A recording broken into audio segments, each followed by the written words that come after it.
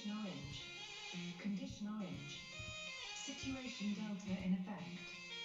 Please enter your agent number now, followed by the hash key. We have to create culture. Don't watch TV. Don't read magazines. Don't even listen to NPR. Time comes when silence is betrayal. More for themselves and less for everybody else. But I'll tell you what they don't want. They don't want a population of citizens capable of critical thinking. They don't want well-informed, well-educated people capable of critical thinking. They're not interested in that. That doesn't help them. Think for yourself. Question authority.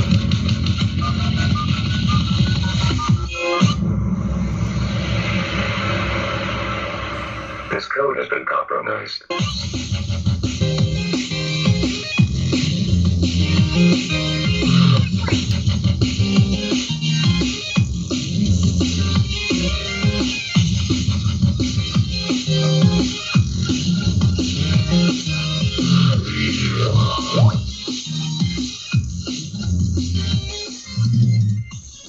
All right, welcome back, Truth Seeker. It is Wednesday, May 4th, 2022. You're listening to the Gematria Effect on Truth Frequency Radio. As always, we are streaming on YouTube. The latest channel's GematriaEffectNews 25, thanks to the 20-some other channels that have been censored. And I want to get right into it tonight. We have a very great guest, a man who's a filmmaker. He made a film titled A Nobile Lie about the Oklahoma City federal building bombing of April 19th, 1995. His film has been banned on major platforms such as Amazon and Netflix. And despite the censorship, like yours truly, he stays dedicated to the cause. We were just down in Oklahoma City to share the information and knowledge that we talk about on this program. Chris saw that we had a group, and he wanted to interact, and he gave us some tours around town and told us some of the stories that most people don't know that reveal the lie that was the federal cover-up of Oklahoma City, April 19th, 1995. So with that said, we're going to welcome Chris Emery to the show. And again, very grateful for him to be here. Let's get him right now. Chris, can you hear me? I can. Zach, how's the audio levels? Good? You sound great. And thank you for being right on time. And just to start, I'm happy to let you have the floor, and you're a well-spoken man, and I know you'll fill up the listeners' time with essential information that everybody should know. But I just got to ask you, before you get into that, what was it that inspired you to make the film and share the information that you did come across that everyone deserves to know? Is it the quest for justice, or is it something more? Well, first of all, thank you for the great introduction. I appreciate that. I'm very flattered. One little caveat on the, just so your listeners know, the title of the film, so it doesn't get confused, there is a film out there called A Nobile Lie. It's a completely different project, but serendipitously, we do have a connection to it, and I'll explain that in a second. The title of our film is called A Nobile Lie, Oklahoma City, 1995. That's what we registered under with the Copyright for Library of Congress and so forth. But the movie A Nobile Lie was actually produced and written by Richard Grove, who was actually a survivor of 9/11. And he ended up being interviewed in our second film, which was called State of Mind, Psychology of Control, and came on as a writer and a producer with our film. So odd serendipitous, we discussed that many times when we were in Oklahoma City about how the connections and the energy and people come together. So here we are, 27 years later, you and I talking, and like mind and spirit. And I remember seeing you and a couple of you guys on your crew getting some stuff out of your vehicle. And I thought, yep, those guys are here to seek the truth. And I'm glad we ran into each other and were able to share a good portion of the day with everybody. Also want to acknowledge everybody that made the trip out there. It's very humbling after 27 years.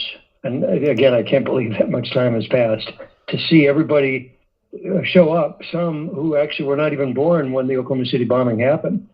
And, I was driving home after the day, and I thought, wow, that's a testament to not only your efforts and your colleagues' effort and the money and the time that you spent to come out there from all the way across the country. But they're interested in the truth. So hats off to you guys. It goes both ways. So anyway, to answer your question, what got me involved with this project?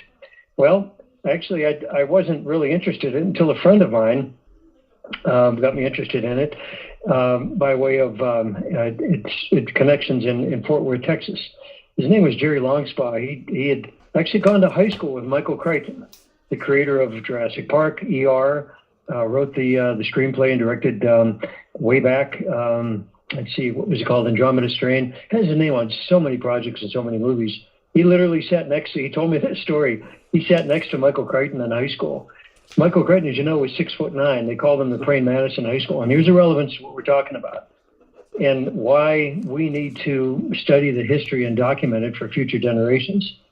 And he never forget, in junior high school, in history class, the teacher says, will there ever be a nuclear war? And Crichton raised his hand and said, no. And the teacher was shocked. And he says, why? He says, because the generals won't kill themselves. They know the nuclear war would be a complete annihilation. Back then, Michael Crichton knew how to at least decipher a good chunk of history and what was going to be happening. And he went on to, I was looking on his IMDb.com profile, rest his soul. He passed on some time ago from cancer. But the guy has an impeccable record of really digging for the truth and doing more fact than fiction work. So having said that, Jerry Longspaw, Michael Crichton's friend in history class, approached me when he found out that I was doing a completely different project on the shoot down of TWA Flight 800 from July of 96. And I was pretty much told to step away from that by the higher-ups at TWA through a family member that was working for the airline, had the job threatened. So I was kind of licking my wounds, so to speak, and just kind of taking some time off. A couple weeks later, Jerry contacts me on email, and he said, look, I know about your work on the TWA case. He says, you really got your rear end kicked on that, but we know about what you did. He said, would you be interested in looking at the Oklahoma City case? And I kind of rolled my eyes. I'll never forget, it was a Sunday afternoon. I was tired, and I thought, well, who's this guy, emailing me? And I called him up, and we had a nice chat for about 45 minutes. He said, look, all I need is a half hour of your time. He says, I have unedited, never seen before, beta master raw footage that was shot by the affiliates in Oklahoma City and Tulsa. They were downtown the morning of the bombing, covering a prayer breakfast that the governor and the local aldermen and the city council members and the pastors, the rabbis, everybody's there to kind of have a good convocation to get the leaders of the city together and the different faiths. And son of a gun, if they weren't sat down at the breakfast in more than a half hour, and literally all hell broke loose 6 blocks north of them. All of the TV stations that were there covering the breakfast fired up the satellite uplink trucks and just rolled up to wherever they could, close to the scene, and rolled this tape on the Betamasters. And for any of your listeners a little older, Betamasters are the predecessor to what we have digital drives now. We don't have the physical tape that they do reel to reel like they had back then. So Jerry was able to get 3.5 hours of footage of that raw unedited Betamaster footage from the PBS station, and I believe an NBC affiliate in Oklahoma City and an ABC affiliate. I believe back then it was Channel 9 out of Tulsa. And what I saw, I said, Jerry, I'm giving you half hour of my time. I had other things booked to do that day. And I finally called my friend and I said, look, I'm staying at this guy's house. I'm looking at this footage. I said, let's just reschedule. I walked out of his house nearly 4 hours later, stunned at what I saw. And I said, not only did this completely torpedo the official narrative, it was a basis for a documentary film that I knew had to be made. And it would be 2 years later that I eventually moved to Oklahoma City and cobbled together what turned out to be probably one of the best film crews I ever worked with. I was so proud to be with these guys. And 75 volunteers, probably close to, just rough numbers off the top of my head, over 100 victims, family members and survivors that really wanted to help us. They knew there was an undertow of truth that had to be exposed. They just didn't know how to get it out there. So we have this, it wasn't a ragtag group. They were organized, but it was just unexpected energy and camaraderie. And we were focused on getting this film out, come hell or high water, so to speak. And the repository of information that came out for the next 5 years, even before we started rolling tape on an interview, first interview, was just absolutely amazing. So there you are. That's the genesis of, I guess, what we're very proud to present in an award-winning film. And here we are 27 years later after the bombing, and it still has viable interest. I mean, you guys are proof positive. You showed up and are still asking questions. And I was very humbled by that. So thank you for doing all that. Indeed. And just so you know, we are going to be back there again next year. And I said that I think it should become an annual event until there actually is justice and enough people know about what really happened that day and the lies that are, the lies that still haven't been checked as they should. If there's probably a better way to put it. But, TWA 800, that's another thing that needs more light shed on it. So you were working on that project and you were kind of told to tone it down. Did you ever end up putting out any body of work on that? Well, here's the thing. I didn't, but I donated my work to a gentleman that was able to get out 2 DVD set of a documentary on the case. And the tie-in to that was that, like I said, a family member was working for the airlines. If you can believe this, they were threatened by the employees union that they paid dues to every 2 weeks out of their paycheck, union dues. And they had the temerity and the mitigated gall to threaten them with their job after being on the workforce for 16 years. They had a stellar work record, several letters of commendation in their personnel file. And they were threatening this individual's job because I got too close to the truth. Well, to boil it all down, the Clinton re-election campaign, the committee, was getting over, I believe, $280,000 a year from this union. So there was a political interest to cover Clinton's back end. And of course, it was during his term that it happened. And in a nutshell, for your listeners, TWA 800 did not blow up because of a center fuel tank explosion. That is completely ludicrous, as cars fly over the moon. I'm not being flippant here, but it's just way out there. It's just so vacuous. It's just completely ridiculous. What happened was that it was shot down accidentally by the U.S. Navy. And how do we know? Well, there's National Guard helicopters. There was over 112 witnesses. All of them were interviewed by the FBI. And of course, the bad side of the FBI, there's the good agents that came out with the truth. But the corrupt side of the FBI altered the 302 witness statements and basically forged some of their signatures, completely changed the written testimony that they had. And I thought, gosh, where have I seen this before? Well, the same thing happened with the Oklahoma City bombing. If anybody knows anything about the FBI, you put your name and your signature and your testimony and a 302 witness statement, first order of business, get a photocopy of that and keep it under lock and key, put it in the safety deposit box. Because I can guarantee you probably 80% of the time, by the time that reaches anything that's close to prosecution or investigation, it's going to be altered. And it's like coming from a completely different person with a totally different testimony. That's how they operate. And aside from, like I said, a handful of good agents, that's what the FBI does. They still do it to this day. It is corrupt as the day is long. So that will be another conversation for another time if you want. We could cover that on another interview, and I can give you the quick and dirty on that. But I had a connection in Oklahoma City, oddly enough. He was a mechanic at the FAA training center. The FAA is a huge training center for both the administration, training, safety standards, flight standards. And they also have the mechanics training there. And this particular mechanic basically worked with TWA. He was a senior mechanic with them at their service hangar in Kansas City. Now, that's the opposite side of Missouri from St. Louis. St. Louis was the hub for TWA when he worked for them.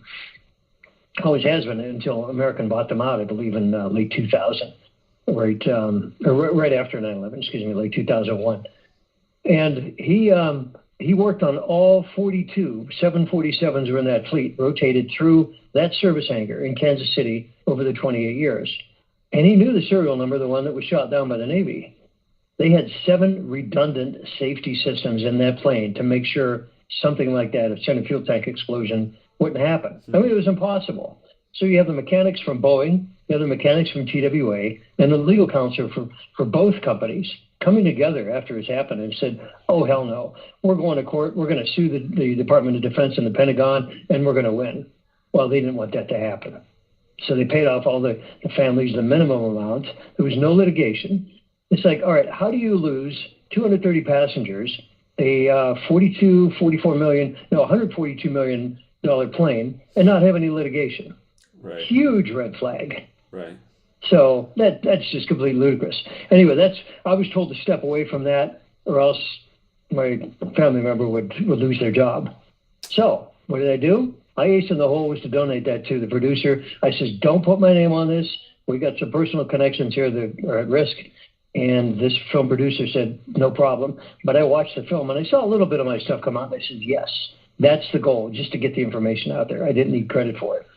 Lo and behold, how many years later? 3 years later, I just sunk my teeth in Oklahoma City and I never looked back. Do you mind saying where we could, what film would we want to look into to find that information today?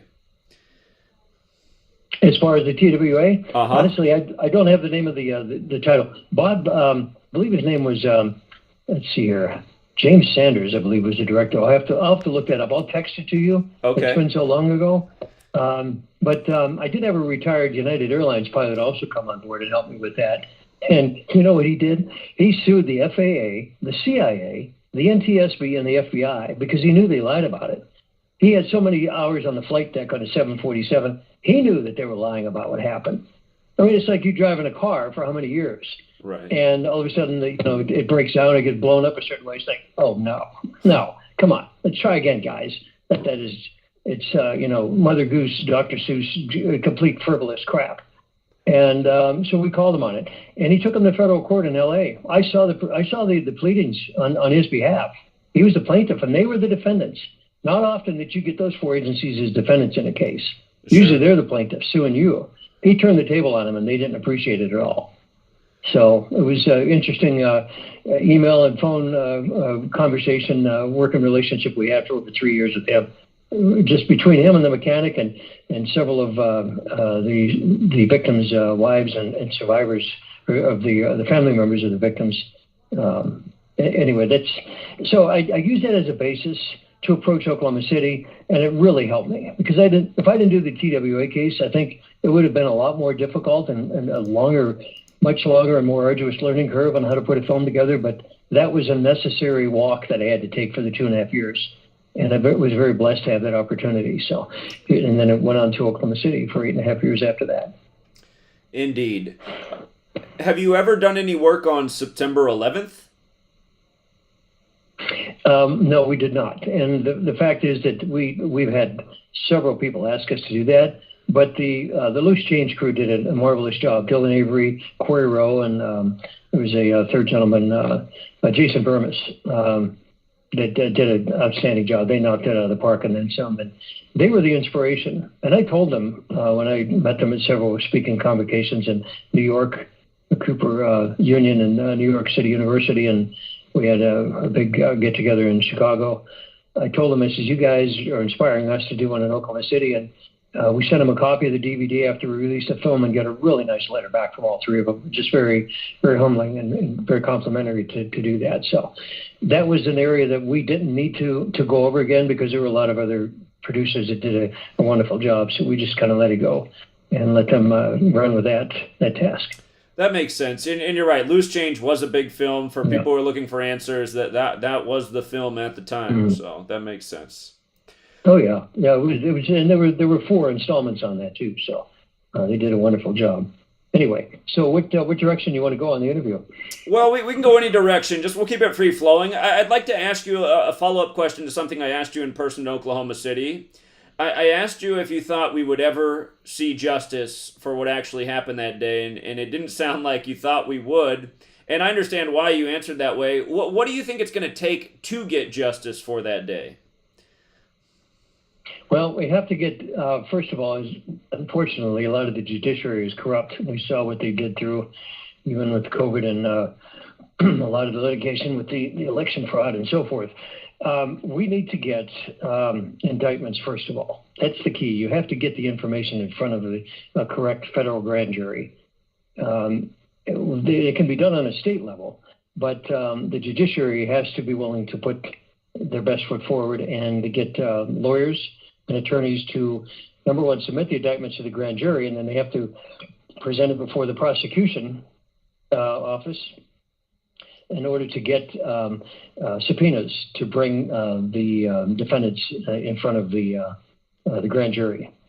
And once that happens, this whole thing is going to fall apart because they know the case is vacuous. It cannot stand on its own. And that was a litmus test that you can imagine there was 15 of us working on this. I mean, great people, Holland Van den Nieuwenhof, Wendy Painting, James Lane. The names are, on the credits on the film. One of the best teams, like I said, I ever worked with. And we knew after a year and a half of looking into this, if you can imagine, James's house was basically production central. One bedroom was our radio studio, which we only had our own radio show too, by the way. It was a lot of good symbiotic energy coming together in that whole project. And after a year and a half, we were able to put together a very good structure of what approach we wanted to take on the film. And there were the three things of the facts. What was the basis of the facts, or documentation? What direction did we want to go? And was still a lot of this information still indictable? I mean, was it relevant? And we had a yes on all three of them. To this day, there's enough information to indict several dozen people on that case that has not been presented correctly in front of a grand jury. And how do we know? Well, the grand jury that was impaneled, I believe it was June of 1995, and they didn't recess until October of that year. January of 95. That's right, because it was 4 months before the bombing, and they didn't recess until October. So it was about a 10-month term that they had, their commitment they had to make. And that grand jury, aside from one member, just went with a stock story. And it was Hoppy Heidelberg, who's featured in the film.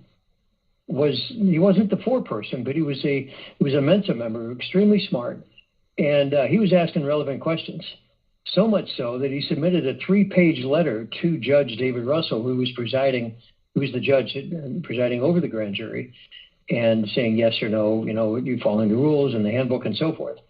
And he had 21, if not 28 items on that 3-page letter. You know what the judge did? And this gets back to your question, how difficult it is to get in front of a grand jury, but we need one that's really to go in depth in the information. And as a film crew, we'd be willing to present a lot of the information that came our way by way of McVeigh's chief defense counsel, Stephen Jones. And a lot of that legal team, they're still alive. Some have passed on, but most of it's there. We know where that information is. Copies are stored in safe houses in various parts of the U.S.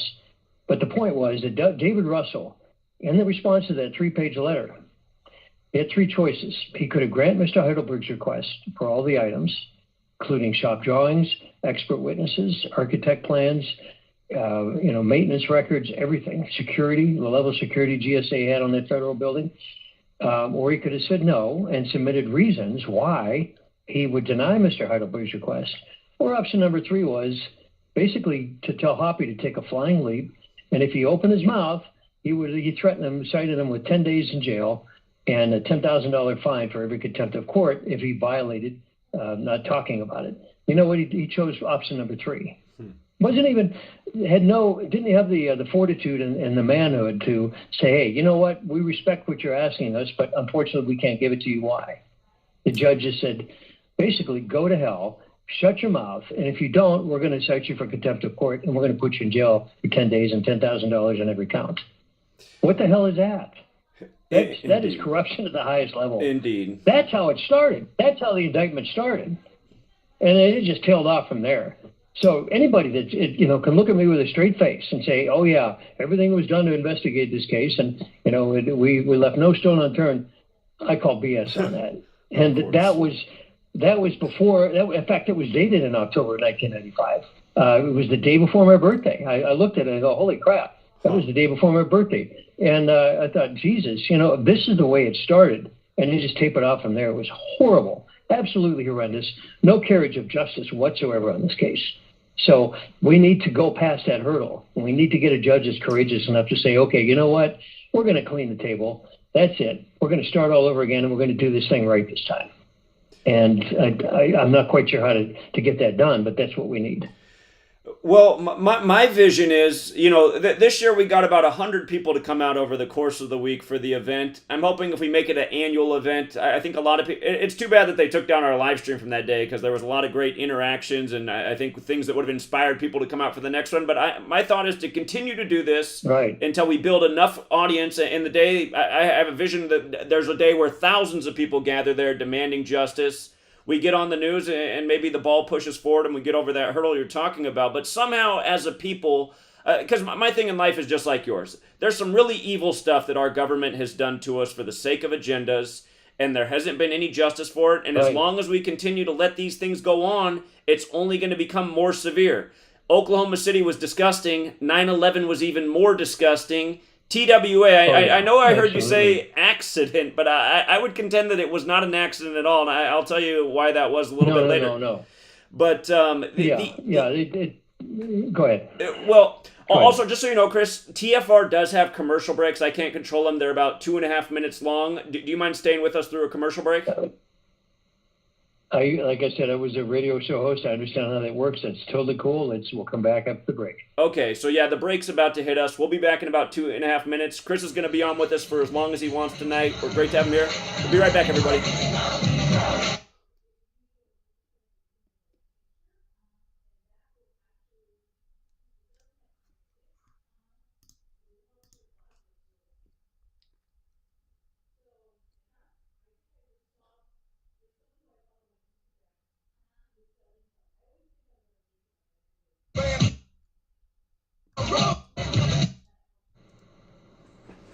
It's not the amount that counts. It's the philosophy that executes your plan that counts.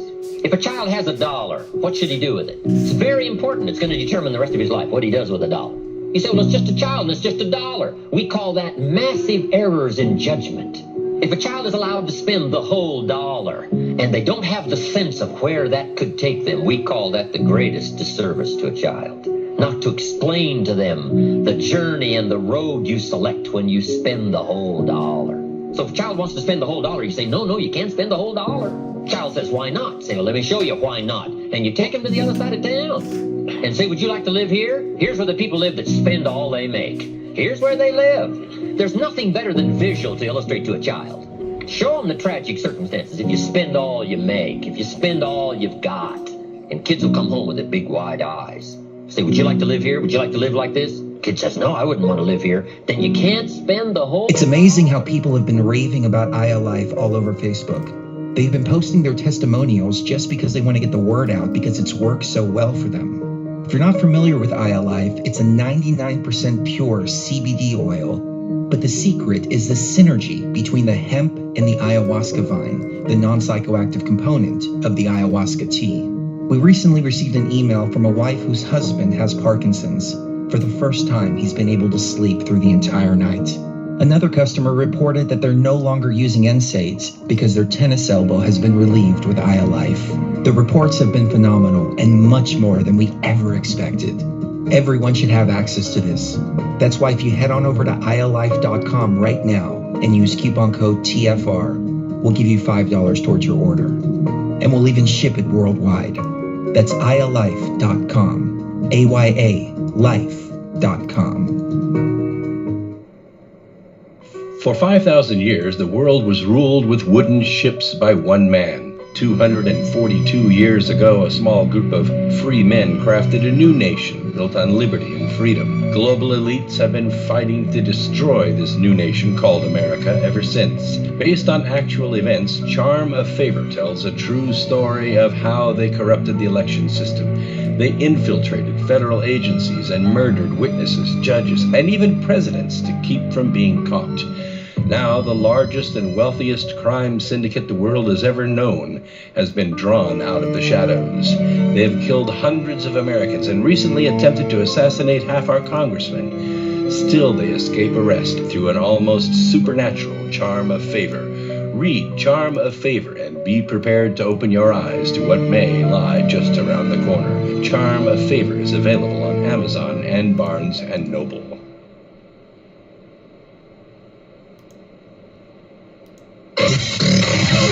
Real people, real radio.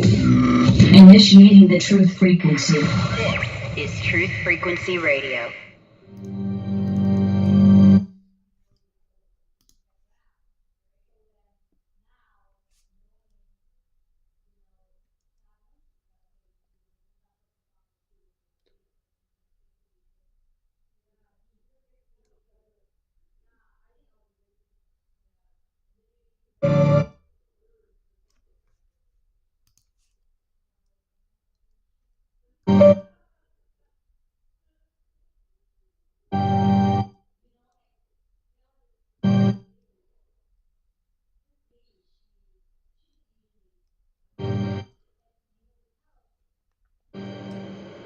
All right, we're back, Truth Seeker. We have Chris Emery, brilliant filmmaker, with us. We're talking about Oklahoma City. We're talking a little bit about TWA Flight 800. We're talking a little bit about 9/11. And just before we went to the commercial break, we were beginning to discuss how are we going to get justice for these injustices as time goes on and as more and more people forget about these events because they weren't even alive when they happened. And again, Chris is a brilliant man, so maybe he has the solution for us tonight. And the other thing I know about Chris is he does have some connections in the industry, and he's even been a guest on Alex Jones's InfoWars. And I'm wondering if we could get someone like Alex Jones to promote April 19th next year and get his audience out there as well, because we know his audience is after the same things our audience is after, and that's justice for the injustices. So Chris Emery's back with us, and I'm going to let him answer that question. Well, I certainly can reach out to Alex's staff. A really good opportunity I had, and I was very humbled to have the chance to host 1 hour of a show. It was early in the wee hours, 5 to 6 a.m. Central Time on the Friday. Let's see, that would have been the 21st. The 19th was on Tuesday. No, it would have been the 22nd. Alex was hosting a 40-hour Money Bomb fundraiser, and I had the opportunity to drive down there and host at 5 to 6 a.m. And the producer says, look, Oklahoma City, the anniversary was 4 days beforehand. Please, talk about that. And, of course, Waco was 29 years ago. Again, my God, here we are looking almost 30 years when that travesty happened. And the innocent women and children and men that were killed in that. So the body count increased over the years of all of these. And so did the arrogance and the temerity and the bravado that certain individuals think that they could continue to get away with this. And it's like, no, you know what? We're done with this. This is it. We're drawing the line. We're not going to put up with this crap anymore. And COVID really took it to a whole new level. I mean, it was just insidious. Who was it? The two major pharmaceutical companies came out with their earnings. $18 billion. That's on one bracket of their profits. And then on one hand, they're saying, okay, we got all the profits made this year, last year, but the vaccine's free. Well, that money comes out of our pocket. And, of course, the U.S. government's funds. The point is that so many more people were killed on this whole false prophecy and vacuous storyline that we've got to put a stop to this. And the only way to do that is to call out these SOBs for what they are. They just don't care. Now, I'm going to back up a second, and I want to qualify, and I want your listeners to know that we had a lot of really good people help us out. Beyond the volunteers, the victims' family members, and the survivors, beyond our film crew. Last count, we had 326 interviews that we slated, and of course not all of them were on the film, but a good chunk of those were local, county, state, and federal law enforcement. Personnel from the U.S. military base, Tinker Air Force, on the civilian side and on the military side, active and retired military. They came forward and risked their pensions, some of them their lives.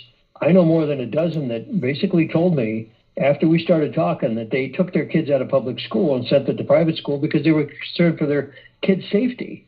So they put a lot on the line, and we want to thank them. To this day, we are greatly indebted to those people. So there's the good side and the bad side of the government. There's the yang and the yin. And luckily, we were able to really tap into the good side. And if it wasn't for them, there's no way we would have got this film out. So it was a good symbiotic working relationship with all those people. So I do want to continue on with one thing that I think I took a handful of your group on a physical, what we call, coining the film crew tour of the downtown area. A lot of folks don't realize, if you go back in the archives, on YouTube or whatever, Media City was actually right across the street, basically where the current federal building is now, the new one. They don't have it named after anybody. Posthumously, there's nobody in that honor. It's just called the federal building in Oklahoma City. And that's rare. A connection we had with the GSA office in Fort Worth, who actually was an apprentice architect on the Murrah building. His last project, oddly enough, was the new federal building in Oklahoma City. And he took us under his wing and gave us access to parts of the set of the blueprints of the Murrah building. He couldn't give us the complete set. But what he gave us was invaluable, and we were able to scan that on slow motion graphics and include that in the film. But he said that the new federal building is where the Media City was. And the crime scene was actually 7 square miles, not the 4 blocks that you saw CNN and the helicopters and the news, feeding you day and night for the 90 days after. CNN even had a bureau there for 90 days from Atlanta. They had a miniature CNN bureau back when CNN actually had some credence and credibility, before Wolf Blitzer got on there and really started rolling, down the hill. And then it just got worse, and you got Brian Stelter, Mr. Potato Head there. He's their marquee spokesman, my God. Anyway, but the point is that I gave your handful of attendees the tour of the memorial itself. And one thing we had to do, before we could even start continuing on with the script or figuring out how we're going to do the interviews, is we had to literally reverse engineer what happened in the months, in the weeks, and the days, and the hours, and the minutes leading up to the explosion, and what happened afterwards. Remember, you have the planning, the commission, and the cover-up, those 3 stages. So we had to rewind the tape. And the only way we could do that was look at archive video footage shot by the TV station helicopters, Oklahoma City Police helicopter, Oklahoma County Sheriff helicopters. And we looked at that video footage, and that's how we were to determine what the building, what it looked like, and where all the parts went, and what happened when it was disassembled, literally taken apart by the multiple devices in the building. And a lot of folks don't realize this, especially, I guess, the younger generation that wasn't born when this happened. The Murrah building came down under controlled demolition from east to west, from, I believe it was, from Robinson to Harvey in 5 to 8 seconds before that truck bomb even detonated. How does that happen? Obviously, you have to have devices in the building. Again, let's use our common sense here. Engineering, being very pragmatic. How are you going to disassemble this thing and then put it back together again? And that's what we did as a film crew, and that's how we were able to completely eviscerate the official narrative. And again, we said, okay, we're going to clear the table. We're going to put together a narrative that actually makes sense, and let the viewer decide. We're going to shove it down anybody's throat. There's a lot of smart people out there, including you and everybody that showed up. And that's what we played on. He says, we're going to compliment your intelligence versus insulting it. And that's why we're very blessed. The movie had done quite well, and we were given, many, many awards by our peers that had no idea who we were, complete strangers in the film industry, because we just kept it down to the basics and let the viewer decide. And that's it's a good primer. It's a good base for the interest in the actions. It's happening to this day, 27 years on. Right. Are you there? I am here, Chris. Were you finished with your thought? I'm sorry. Yes, exactly. Okay. One of the questions from the listeners was, I understand that you joined the project later, but were you able to investigate the crime scene while it still existed, or did you come onto the OKC project after that had passed? No. They already had a good question. They already had the crime scene cleaned up. In fact, they hauled everything away. Let's see, it happened on the 19th, I believe on May 23rd. It was just a little over a month later, 5 or 6 weeks later. They had everything hauled away to 4 different landfills, some as far as 10 miles outside of town, under armed security guard. And, our connection with the GSA, I'm not going to give the name because he was he stuck his neck out of the line for us. But he told me that they would have had to charge us if we wanted a complete set of blueprints on that building. even 8.5 years after the bombing, we would have had to pay them just shy of $6,300. What was that fledgling film crew? We didn't have that kind of money. But he said, look, I'm going to give you 8 pages. And it was the 8 pages of some of the elevations, some of the front, the back, and there was a key page from the first floor, which basically laid the foundation of the building. And that was huge. That's like gold. Once we had that, it says, oh, yeah, we know how this building came apart. There were huge pits in the back of the building that the media either chose not to film or couldn't see that were being filled in with quick-drying concrete within 4 hours after the bombing. Why in the hell would you do something like that if you have a truck bomb blowing up the front of the building? Well, we knew right then and there that there was ordnance, there was detonation charges that literally compromised the foundation in the back of the building. And these holes weren't 2 or 3 feet deep. We're looking 6 to 8 feet down, almost 40 feet wide. So they had to have the quick-drying concrete in there. And we saw the pictures. Aerial, this is where the truth came out. The helicopter footage and aerial photos showed a lineup of at least 4 concrete trucks with the extended trough that they could get that slurry, that concrete slurry, down in the basement as soon as possible. Because the building was going to literally fall in and of itself if they didn't have that fortified with that quick-drying concrete. Again, how is that caused by an ANFO truck in the front? Right. Hell no. Right. So they had to get that narrative covered up. That's still buried. Go ahead. I'm just saying, it's just amazing how just these similar acts happen throughout history, and people don't catch on it. And again, how fast they get rid of the crime scene. I mean, the same thing happened after 9/11 as Oklahoma City. And again, there's just so many red flags. When you were making this film and doing your research, did you come across any government officials that you could tell did want justice? You know, any possible judges? Oh, yeah, absolutely. Okay. Yes. What's it? Steve Largent, I believe. He was a former wide receiver with the Seattle Seahawks. Yeah. And he's from Tulsa. I didn't realize this. I saw a really good documentary. ESPN did a wonderful job in a documentary about, he came from the University of Tulsa, kind of a sketchy family background, but he was a stellar athlete, great dad, just a great husband, a model, family man.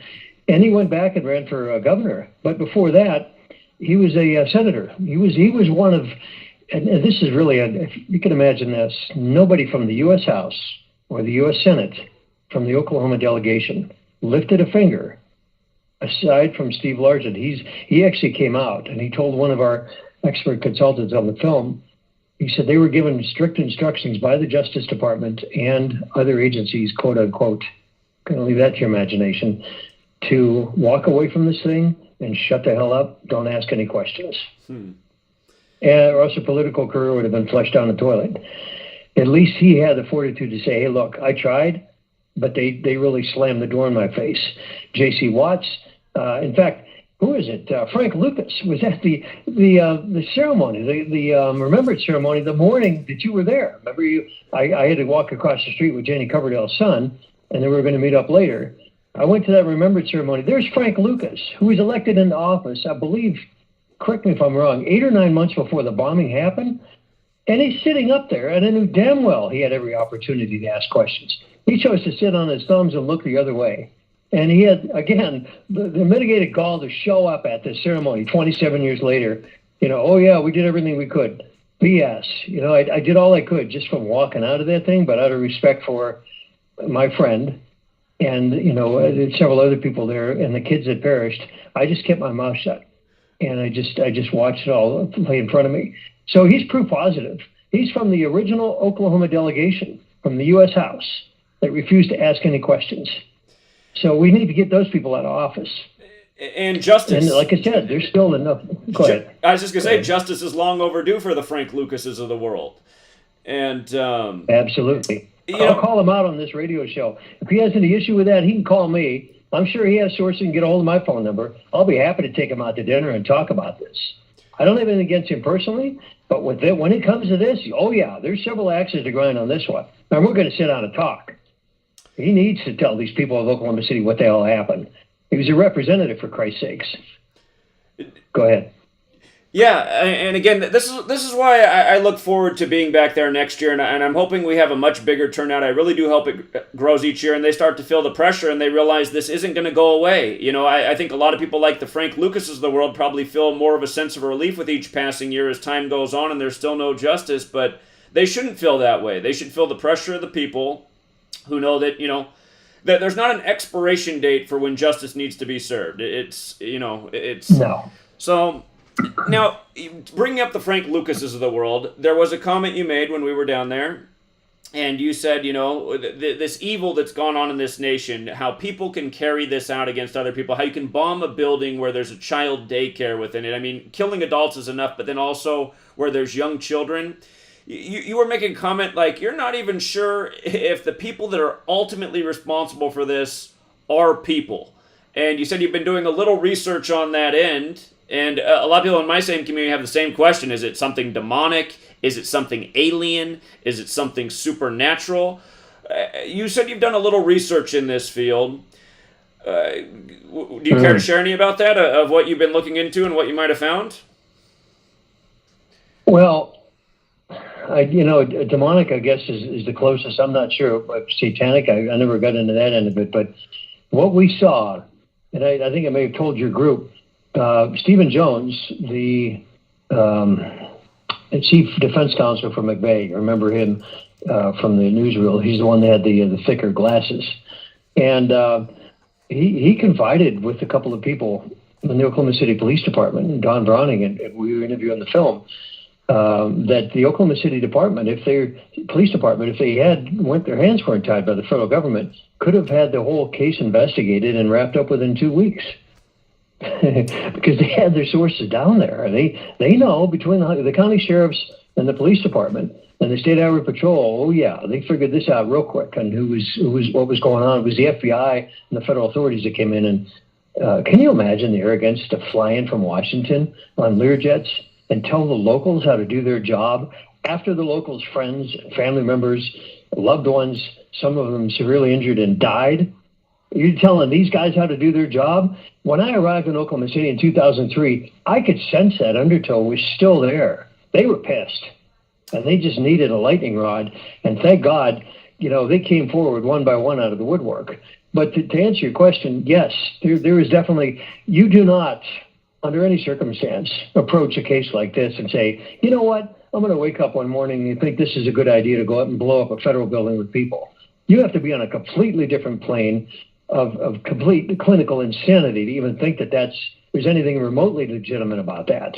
And once we were able to get past that, then okay, you don't, and I told the crew, and we all agreed, you don't have to agree with what these people do, you just have to understand them.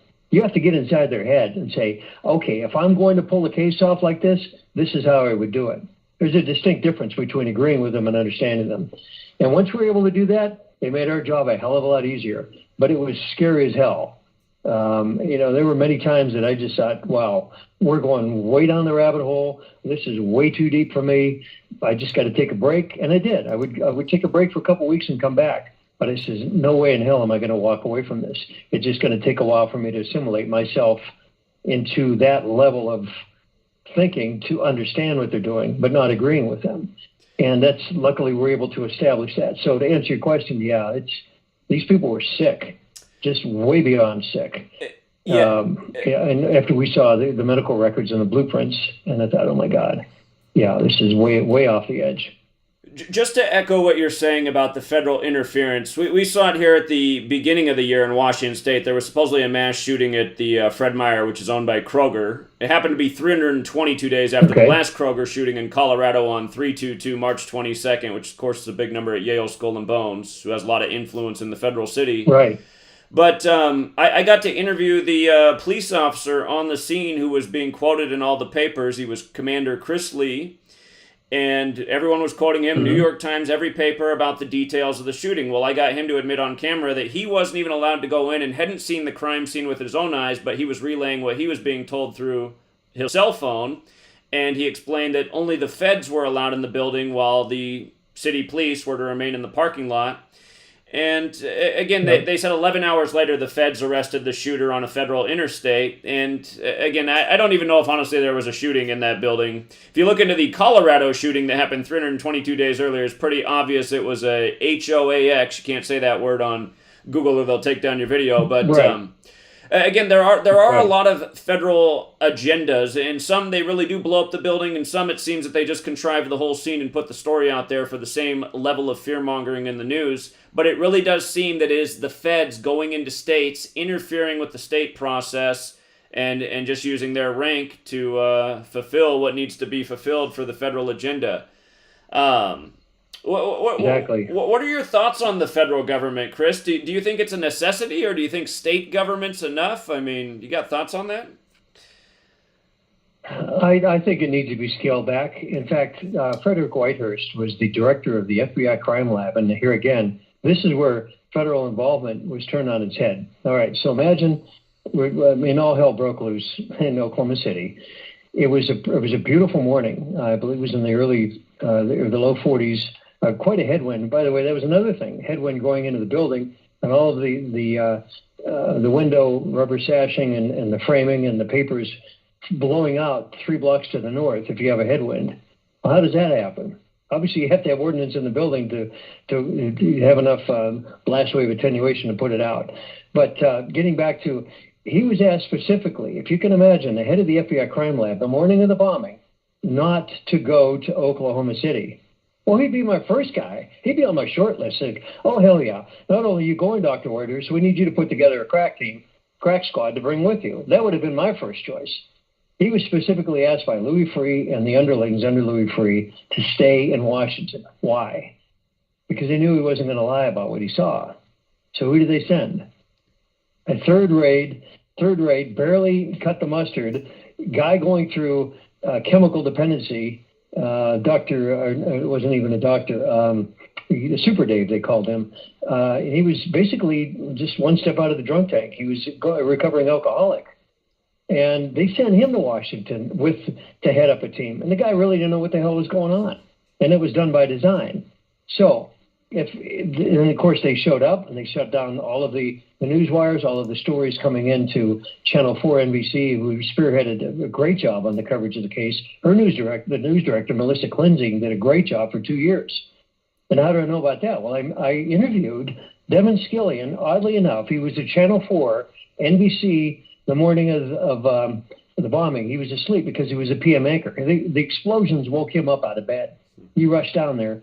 First time in the history of the TV station that both AM and the PM anchor were in studio together. You never have them in studio together. And he already had a contract signed with NBC, Channel 4 in Detroit. He's still with the NBC affiliate up there.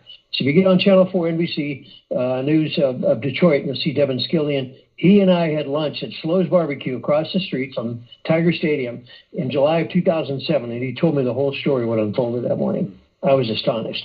But you know what? I flew back to Oklahoma City, and I said, yep, this dovetails perfectly with exactly, at that time, what we were researching for over 4 years. He unwittingly told me he filled in the pieces for us. He didn't want to come on film. His publicist says, take a hike. But he knew that we were going to do a good job, and I sent him a copy, and again, had a nice little handwritten note from him. But he couldn't come on and be interviewed on the film. It's not the way NBC wanted it. But he was very invaluable in what he told us. And he said, yeah, the feds came in there in the studio. And what they were getting on the teletype and from the governor's office and the state highway patrol and the county sheriffs, all of that changed within 4 hours of the bombing. And he's looking at the co-anchor. He's like, what the hell is this? You know, we had one storyline going that had credibility. The FBI shows up out of Washington telling the FBI field office in Oklahoma City how to do their job. They were pissed. Even though they were, both FBI, it's like, no, you're not having the big shoulders of Washington come in and tell us what to do.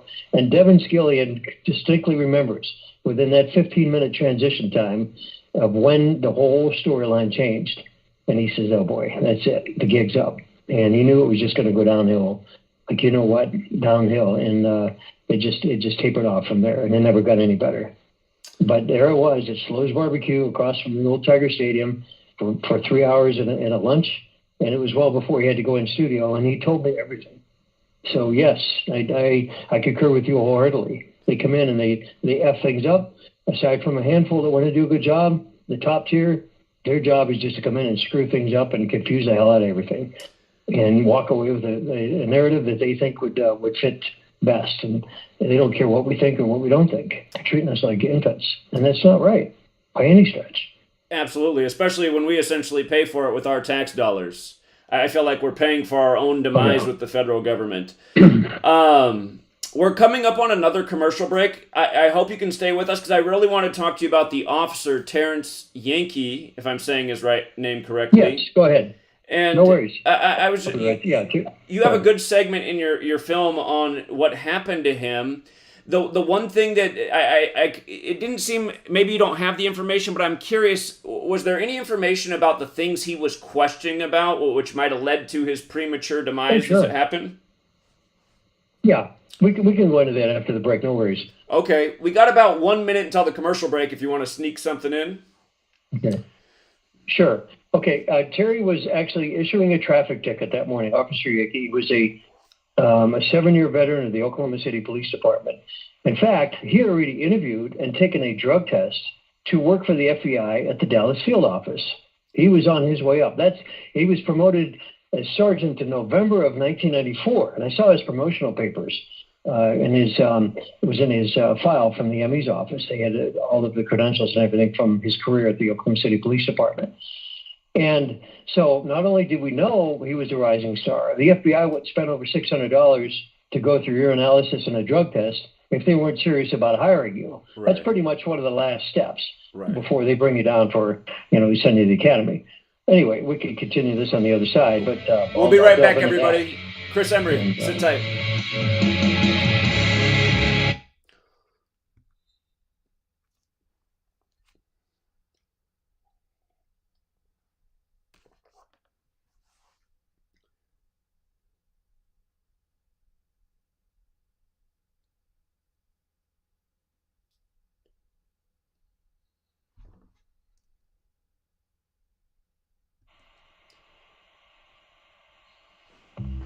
Censorship and regulation is becoming an ever-growing problem in today's modern media.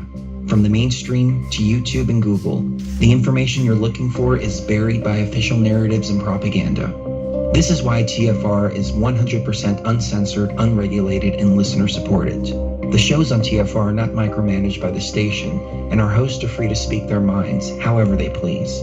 As such, the views and opinions expressed on our station are of those who make them. If you happen to hear anything offensive on TFR, please send us an email to toughtitty@tfrlive.com, and we'll be happy to tell you that we really don't give a damn. We stand for freedom of speech and non-censorship. If you also stand for free speech, you can go to tfrlive.com/signup and sign up for a TFR supporter pass and help us in our mission to keep the airwaves uncensored and unregulated. TFR Live, your uncensored and unregulated protection from deception. I feel like you're trying to get out of bounds. I go hard.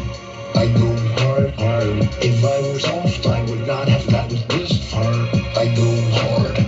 I go hard.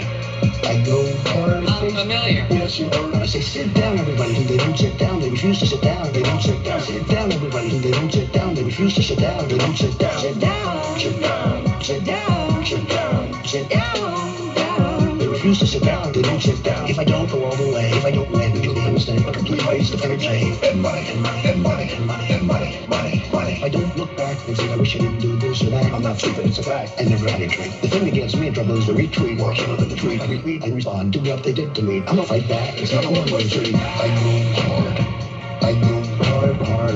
If I were soft, I would not have gotten this far. I go hard. I go hard. I go hard. I'm familiar. Yes, you are hard. Mr. Trump, some have suggested that you refused to release your tax returns because of your extreme privacy concerning your hobbies. Yes. So, can you confirm or deny this list of personal pastimes? Yeah, I guess so. Fingerbody, I go hard. Minecraft, I go hard. Podiatry, I go hard. hacky sack, I go hard. balloon animal, I go hard. breeding cats, I go hard. CrossFit, Waste of time. coloring, I go hard. doing Zumba, I go hard. water polo, I go hard. playing tuba, spray tan, I go hard. driving Uber, I go hard. putting together a big frame from IKEA.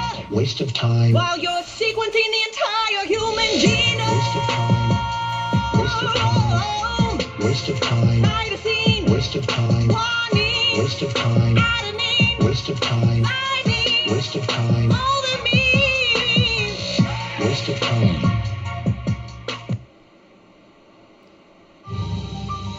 You must unite what is inside us. We are TFR, Truth Frequency Radio.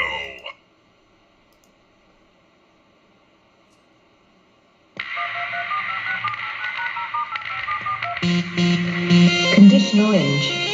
Condition orange. Situation Delta in effect. Please enter your agent number now, followed by the hash key. You have to create culture. Don't watch TV. Don't read magazines. Don't even listen to NPR. Time comes when silence is betrayal. More for themselves and less for everybody else. But I'll tell you what they don't want. They don't want a population of citizens capable of critical thinking. They don't want well-informed, well-educated people capable of critical thinking. They're not interested in that. That doesn't help them. Think for yourself. Question authority.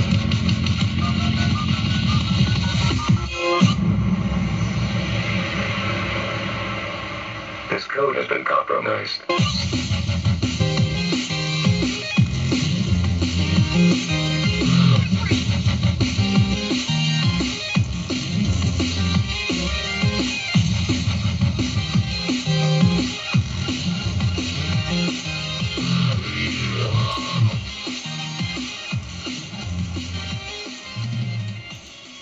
All right, we're back, Truth Seeker. Again, we have Chris Emery with us. If you've missed the first hour of the show, you're definitely going to want to rewind. He is a filmmaker, and we just met him in Oklahoma City for our April 19th gathering, trying to raise awareness because there still needs to be a justice for what happened to that day, an obvious lie, an obvious federal cover-up. And one of the details we're getting into right now is how the first officer on the scene, Terence Yeakey, again, if I'm saying his name correctly, he was essentially suicided. I do believe they reported his official cause of death as suicide, but it was anything but. And I was asking Mr. Emery if he has any insights on the things that the officer might have seen being the first on the scene and the questions he might have had, which might have led to his premature demise. So I'm going to let Chris take it from there. And again, we're very grateful to have him on tonight. All right, Chris, you should be back. It's an honor. Yeah. And, the morning of the bombing, Officer Yeakey, 7-year veteran of the Oklahoma City Police Department, he served as a military police out of Fort Sam Houston in the First Persian Gulf War. And then when he came back, he took leave from the police department to serve that, I believe, for a 2-year stint. And then he came back and was on active duty with the police department. But he was a rising star. He was with the DARE program, which is the anti-drug use for the teenagers, and very well respected in the school districts and the community. And he was so much respected and had a lot of good points and so forth, and advancement record with the police department, that he actually applied and was accepted, going to be accepted with the FBI field office in Dallas. And he just completed his urinalysis and drug test with the FBI. They spent over $600. We found this out from a colleague he has at the police department. He says pretty much that's one of the last steps you take before you are sent off to for FBI training as a trained law enforcement officer. All right. So he was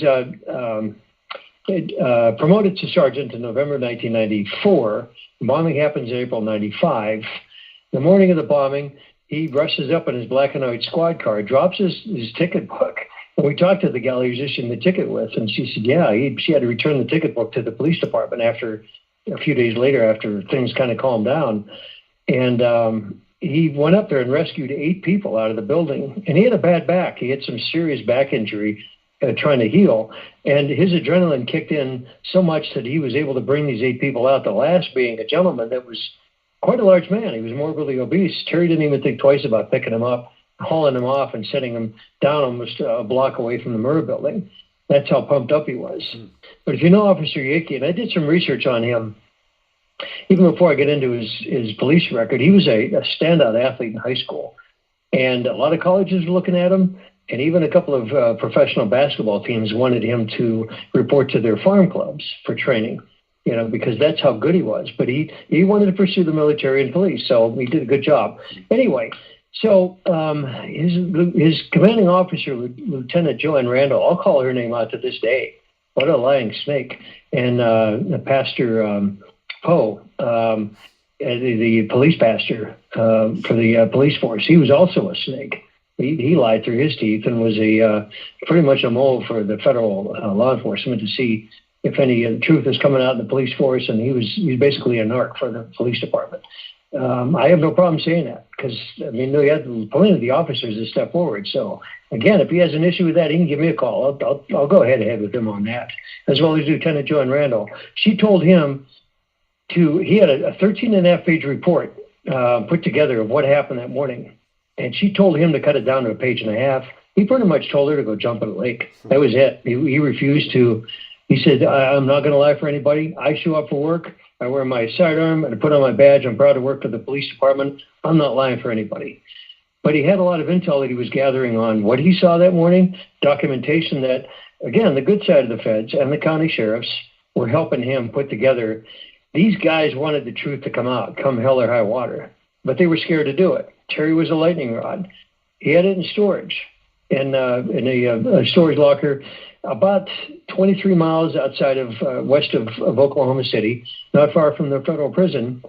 The reason that comes into play is that the day he was murdered, it was a year and 3 weeks after the bombing. This is May 8 of 1996. So you fast forward the tape a year and 3 weeks. That morning, he was supposed to go out and meet a friend for lunch. They were going to go to the storage locker together, go over this information. And his credibility on all of this was taken so seriously that the feds came in to the local bank, not far from where his storage locker was. They badged their way into the bank and asked the bank supervisor to open up his safety deposit box. And they removed all of what he had in there. And they confiscated it, never to see again. The family had no idea what was in there. But the friend said, yeah, he had a couple of pistols, and he had a lot of very sensitive information. You would think it'd be safe in the safety deposit box. I'm going to give all your listeners a word of advice. Take anything you have in your safety deposit box, get it out of the bank tomorrow. Go in there tomorrow before the end of the business day, take it out. Why? Because the FBI and the federal government and the Justice Department could go in and clean it out. They have no accountability. They will steal everything from under your nose, and they don't care about it. So there's no such thing as a safety deposit box. And Terry's information was proof positive about that. So that afternoon, what we gathered between 3 and 6 p.m., that's the best that we could, as far as how do we say this? What we got from the coroner and wasn't the Oklahoma County Sheriff's, it was the county next to, just west of Oklahoma County. The way the rigor mortis have set in his body that he passed away within that 3-hour time frame. And he was stabbed. He bled profusely in his small Ford Probe. He's a guy that stood 6'5", weighed almost 270 pounds, but he loved his sports car. And there was so much blood in there that they could have spooned it out with a ladle from the front. It was that bad.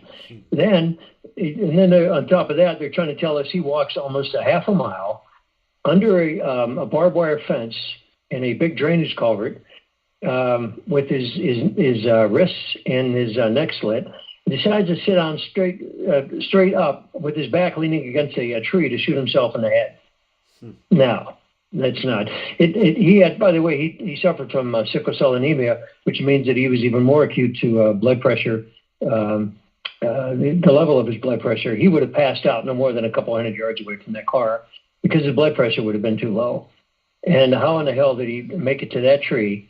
And he was hogtied. We saw the rope burns were on his wrists, and he was there were ligature marks around his neck, and he was stabbed in 23 different places on his body, and then shot execution style with a .22, which wasn't even his police-issued pistol. He had a 9mm Glock.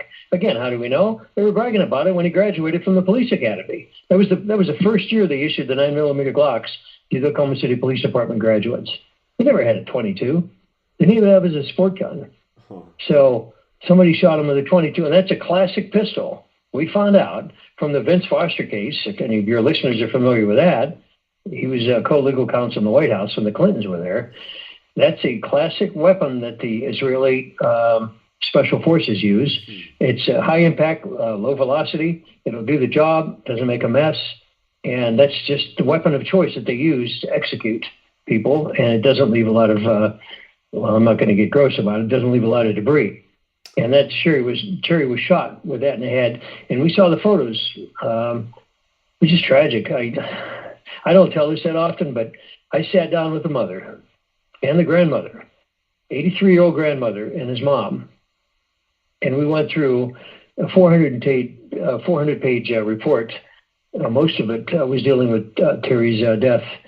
After we petitioned the county judge and then the state attorney general's office, who had to sign off to release the records from the state medical examiner's office. And this was a file that was never released to the press. They would get the obligatory 8 or 10 pages, and they told it, there's the door, we'll see you later. No, the family, we were able to get the family to request through the proper channels the entire file. And I sat down with them at the kitchen table of Mom's house, and we went through it. And I looked at Lou. Her name was Ludella Jarahi, was his birth mom. And I said, Lou, are you ready for this? And she looked at me and she said, sweetheart, she said, I had to see Terry when he was in the casket. He said, this is going to be okay. I can handle this. And the grandmother, after we were done, looked at me with her bloodshot eyes and her gnarly fingers, arthritic. Both her hands were just full of arthritis.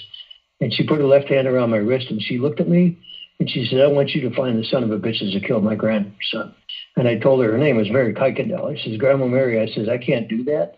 I said, because these people were professionals. With all due respect, we're never going to see them again. What we can do as a film crew is try to bring out his story, hopefully inspire others to help us out. That's all I can do, and we're going to do a good job of that, which we did. I promised them the first time I saw those two, even before we sued for the files or anything. This is about 3 months after I moved to Oklahoma City, and it was in April of 2003. I told them, I says, we're going to give Terry 8 to 12 minutes in the film. We're going to do about a 2-hour film. Back then, I knew roughly what the runtime was. So we came in at 2 hours and 8 seconds on the total runtime, and we gave Terry 8 minutes and 12 seconds of time in that film. And that's the least he deserved, because that was one of the 4 stories within the story that we could have developed a whole new documentary about. And hopefully I'll have the resources and the time to do that. I brought back, in fact, when I was in Oklahoma City, before I drove back, I got his whole cache of files out of the safe house, and they were in safe storage down there in Florida. And I went through every one of those pages, and I got teary-eyed. It brought back memories of all the meetings I had with the families in the Emmy's office, and the nurses that, one of them at the Emmy's office went to high school with them. She was in tears when we went through the file. So this is a human being. This is somebody that actually tried to get the truth out. And he was treated like, dirt under the shoe by Bob Ricks. Yeah, Mr. Ricks, if you listen to this interview, again, you know how to get a hold of me. I'll go toe-to-toe with you, and we're going to sit down and talk about this case and several other things. Why you were fired from the case by Louis Freeh. Let's be mano to mano here and talk about this. Don't go sending your thugs after anybody and trying to threaten them. So, every one of these guys, it's like, wow, I closed my eyes, I could see their face clear as a bell, and I knew damn well what they did on this case. And it was one of the most disgusting things was not only to cover up Terry's murder, they knew who did it, and they're just letting him walk free. And we have a pretty good idea who pulled it off and what firm pulled it off, but I can't get into that on the radio. I don't want to go too far on that. So that's the story of Terry Yeakey, just a brave police officer. His family, are they still trying to pursue justice and get to the bottom of what happened? They pretty much, the mom had passed, the grandmother passed, the sister had passed on since I've left Oklahoma City 7 years ago. A couple of the distant cousins, honestly, Zach, they don't have the resources, and they would have to hire a very high-powered group of attorneys and forensic pathologists to exhume the body and go through it. It would take hundreds of thousands of dollars to do that, and unfortunately, you just don't have the resources. But I get an email or text time to time from a distant relative, and they're just asking how I'm doing. But it's so splintered right now. Unless our film crew or somebody of similar knowledge base would do it, I don't think they would have the resource to do it. It's not that they don't want to. It's just honestly, pragmatically, they don't have the ability to go past where we are right now. But I do want to, if you have a second, I want to share a story. Vicky, one of the sisters that passed on, we went to the evidence room, and for months we were asking to get Terry's police-issued pistol back. So we're sitting in the office across the street from the old headquarters, and the evidence room was in that little basement to that office. What should have taken 15 to 20 minutes to retrieve his pistol, they had in a shoebox labeled with his name and everything. Took them 2.5 hours, and they bring out a wheel gun, a 5-shot 38 special, Saturday night special, which Terry never had. They're trying to pawn this gun off as something that he was issued, and he certainly didn't get it from the police academy. And I looked at the young Asian officer with all due respect, and I says, "Do you have any idea what this is?" He says, "Yeah, it's a 38 special." I said, "This wasn't Terry's issue. He wasn't killed with this. He never had this in his cache of firearms." And I pretty much said, "What the F is this? What are you doing? I've got his sister right here. You're insulting my intelligence, and you're slapping her in the face. Get this gun out of my face. We want the 9mm Glock." So 10 minutes later, he comes back, and he says, "I'm afraid that's already been recirculated into issue, and other officers are using it." And I says, "No, that's not good enough." So that was it. And I walked out of there. We said, "We're done with this." And they covered the case up. Even issuing his, they claim that they put it back in circulation for other officers to use. Oh, crap. They probably had it melted down because there was forensic evidence on there that would have shown that obviously he didn't kill himself with that weapon. And obviously he didn't. He was shot with a .22. So they're still complicit in the cover-up. Sam Gonzalez, the police chief when the bombing happened, there were 2 other police chiefs, including Bill City, who I sat down face-to-face in his office with a colleague of mine. We called him out on it. He didn't appreciate that, but he says, "You know what? We're not going to take no for an answer. This family deserves an answer." And I said, "What kind of man are you to sit here and lie to us? I think you can get away with pawning off a bunch of lies of the family." And he said, "That's it. We're done with our meeting." And I said, "Well, that's it. I'm not shaking your hand." I said, "You're a man of disgrace. You're not a man of this police department. If you're going to completely besmirch the reputation of an officer that was slain, and you know damn well what happened to him." I unloaded on him. I said, "That's it. I'm done. We're not going to put up with your crap anymore. So you've got to call these people out one by one." And then I went out and I cooled off, and Grandma was out there and the mom, and I told them what happened, and he says, "Let's get out of here. These people aren't going to help us out anymore."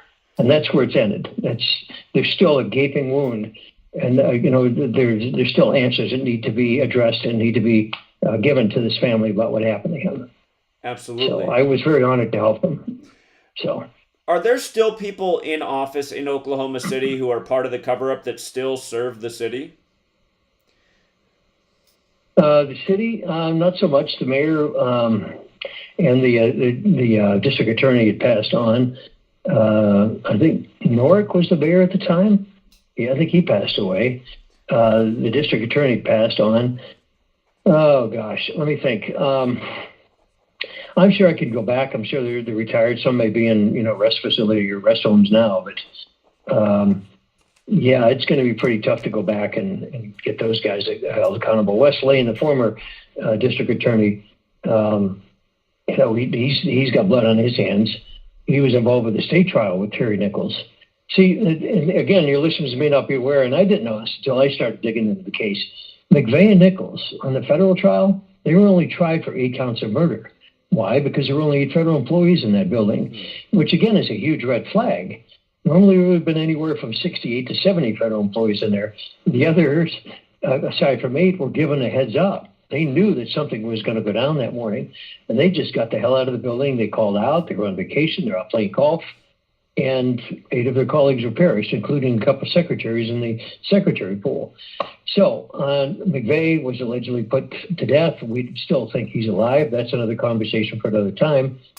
But Terry Nichols was arraigned and indicted on 160 counts of state of Oklahoma murder charges to cover the balance of the 160 other people that died, including 8 that died within 2 weeks after the bombing. They had mortal wounds. So Terry was brought back after he was locked up in Florence, Colorado. It's a prison about 90 miles southwest of downtown Denver, up in the Rocky Mountains. Has the worst of the worst. Ted Kaczynski, the Unabomber. They have the Atlanta bomber that happened during the Olympics. Several mob bosses. Who else? Ramzi Youssef.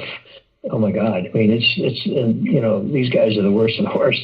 And Terry is in protected custody there because he still knows to this day what happened in the bombing. But John Ashcroft put a kibosh on that and said, "No, you're not talking to anybody, and you're not going in front of a grand jury. It's just not going to happen."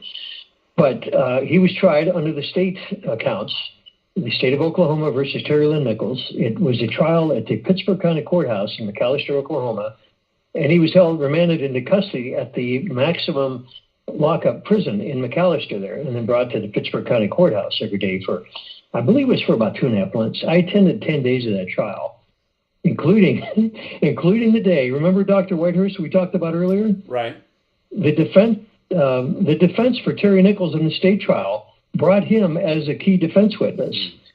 Well, he wasn't asked to show up, but he knew damn well what happened when he saw the evidence come back to Washington. I mean, this guy's pretty smart. You don't be head of the FBI crime lab because you're a slouch. Sure. You can see stuff and, immediately read it out. So the defense counsel puts him on the stand, and he's on the stand for 2 hours. I remember the judge hit the gavel at 9 o'clock in the morning, started proceedings, went to lunch recess at 12 noon. We get back from lunch, an hour lunch, get back. Sandra Elliott was the chief counsel for the Oklahoma County District Attorney's Office. Even though they tried it out in Pittsburgh County, that was where the state district judge presided. That was his home court, his home courtroom. So Sandra Elliott gets up after lunch break, tells the judge that they're resting their case. Whitehurst completely decimated what they were going to present for 4 days. He tore it apart and shredded it in 3 hours. Sandra Elliott, I'll never forget this. I thought she was going to pass out. Her face was ashen white, and she looked at the judge and looked at the defense counsel and did all she could to utter those words as, Your Honor, we're going to rest our case.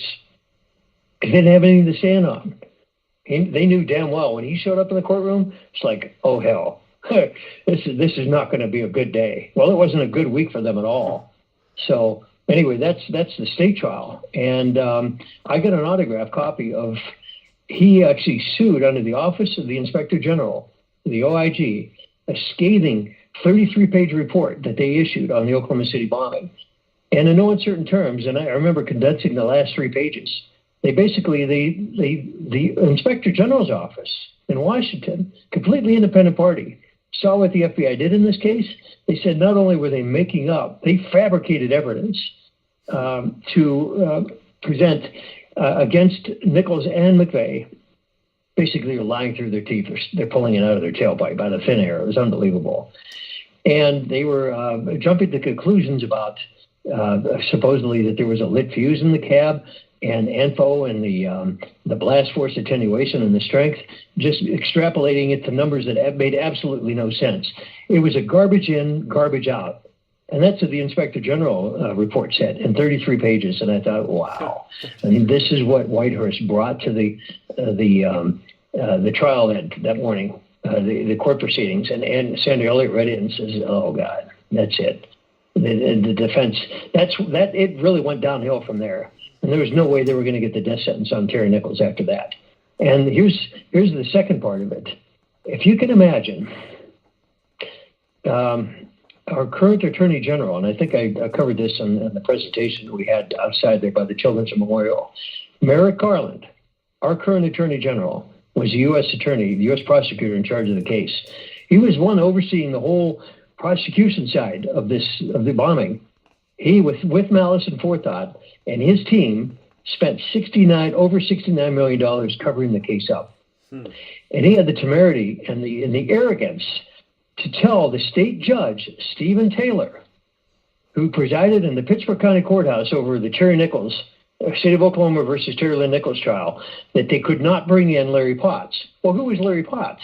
Well, his significance was he was number 2 under Louis Freeh, the head of the FBI, and he was McVeigh's handler. Yes, McVeigh had a handler on this whole thing. It was Larry Potts. And the federal government is telling the judge, who he could not and bring into his courtroom. And the judge basically lit up on Ashcroft and just read him the riot act for 3 days. He says, how dare you come in here and tell me who I can and cannot bring into my courtroom? And if Larry Potts would have shown up, there's no way he would have perjured himself, and he would have completely blown the whole narrative of the federal trial. And he would have had to admit, yes, I was McVeigh's handler. Can you imagine that coming out of the trial? Right. Unbelievable. Right. It's amazing. That was a whole other wrinkle that the judge had to handle. Sure. In the state trial. Sure. We are coming up on another commercial break. You're welcome to stay on as long as you want tonight, Chris. I know it is getting late. You're on the East Coast. If you don't mind, if you could explain, though, why they took the trial to Denver. That was always a point of confusion to me. Okay. Sure. We can do that on the other side. If we're running tight on time here. Well, we got about a minute again until the break if you want to sneak a little something in. Okay. Well, good point. It was supposed to be, the trial was supposed to be held in Lawton, Oklahoma, where Fort Sill, I believe it's an Armored Division training fort down there. And the federal government thought it was a good idea to move it to Denver. Well, once you leave the state of where the murder case, the capital murder case is committed, all the findings, both in the prosecution and the defense, are null and void. That's in the U.S. Constitution. You cannot cross state lines. For some reason, they thought they could make a special dispensation or circumstance about that. No, that you don't get to make up rules as you go along to change constitutional law. That doesn't happen. That has to be changed by Congress. As you say that, though, it almost seems like that's what's been going on. From that point on, it seems like that's what's been going on, just trampling over the Constitution, almost acting like it doesn't even exist. So. Exactly. It's color of law. It's completely ludicrous. It is. We'll be right back, everybody. Sit tight. We'll be right back with Chris Emery.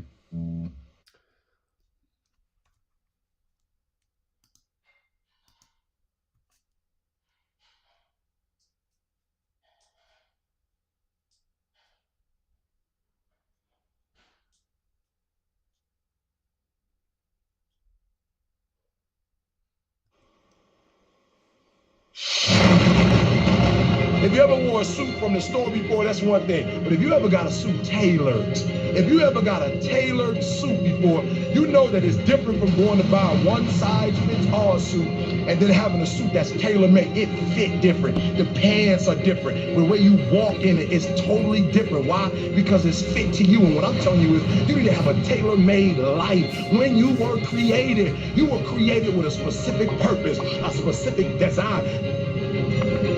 You like a tailor-made suit, baby. You gotta stop trying to act like everybody else, speak like everybody else, dress like everybody else, look like everybody else. Stop putting people pictures on the wall and looking at them and saying that's what I want to be like. Baby, you're gonna do what they've never done. You're gonna go to places that they've never gone. You're gonna exceed limits that they've never exceeded before. You're gonna be able to accomplish things that they never dreamed about. So I need you to be you.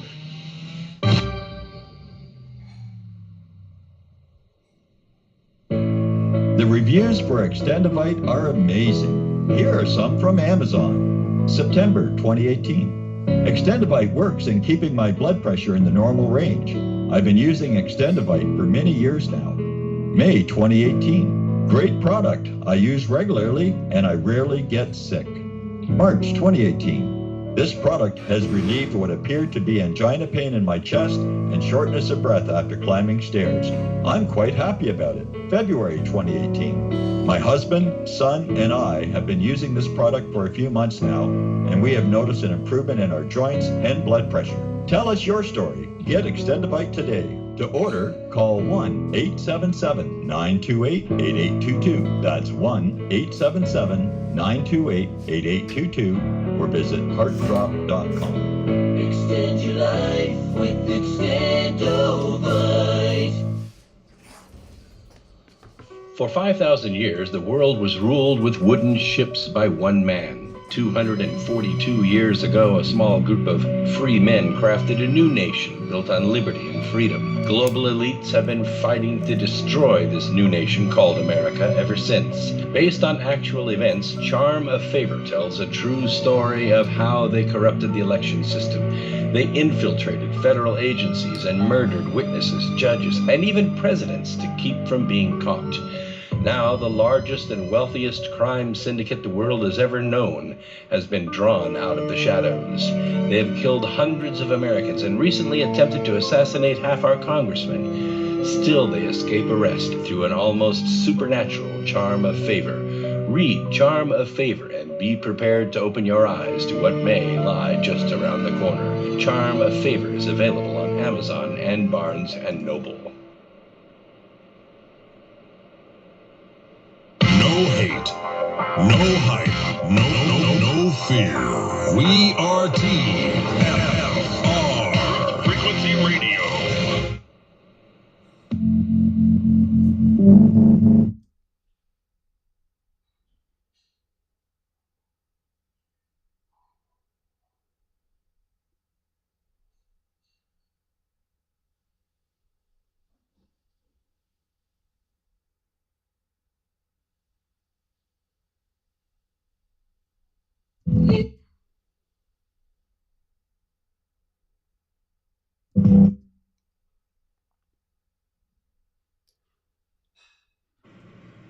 All right, we're back with Chris Emery, and just like how he was for us in Oklahoma City, staying around, lots of information to share, a lot of enthusiasm, and again, I sense that, like much of us in this community, we're cut from the same cloth. We want justice, we want people to know the truth, and we have the extra energy to keep putting it out.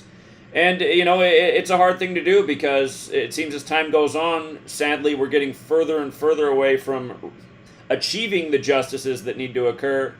But, again, that doesn't mean we need to stop the fight. It actually means we need to motivate. We need to find a way to motivate more people to help us in the cause. And surely enough, if there were enough people doing what Chris Emery's doing in the world, things would be different. That's the one thing that's missing right now. There's not enough people who have their hearts and minds dedicated to the same thing. That's something that needs to change. And before we do have to part ways with Chris tonight, because it is getting late on his end, I appreciate him staying up late. I would like to, again, really finish this call out with any of your last thoughts, Chris. But also, I mean, do you have a vision or a way you see us getting to where we need to be? Do you have an idea for how to motivate more people, to make them care about the things we're talking about tonight? Well, it's just a matter of having shows like this, because once again, we're 2.5 generations removed from when this happened. I forgot to ask you, were you alive when the bombing happened? I believe you were. I was Correct? in 5th grade. It's funny, I was actually talking to a police officer here today in town, and he laughed at me and said he was in 5th grade. I said, wow, that's funny, we were both in 5th grade, but he was like, why should I care about that? It was so long ago, and I thought, wow, this is a police officer, and he has no sense of justice. Oh, Jesus. Oh, yeah, there's, they obviously they don't understand the official narrative is complete hogwash. Interesting thing that happened that day, though. I know.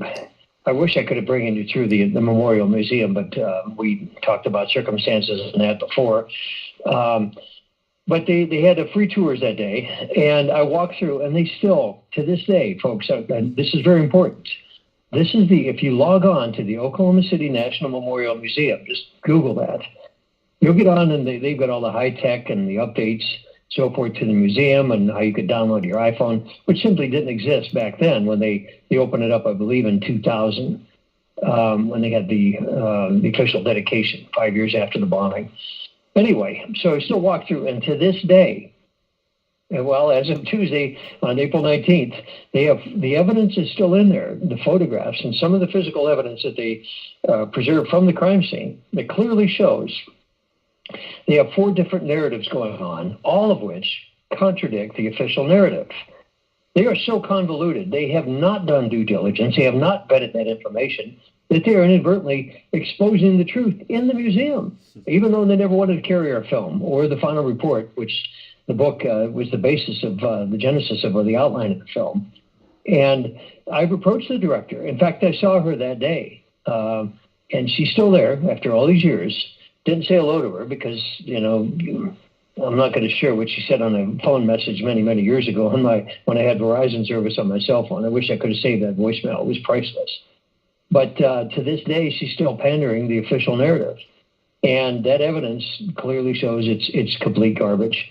And there's a photo early on when she first became the director of that museum. And I have no problem saying this. It was in their own newsletter that I was able to get from several victims' family members that subscribed, that were given the newsletter as part of the foundation and the mailing list they had.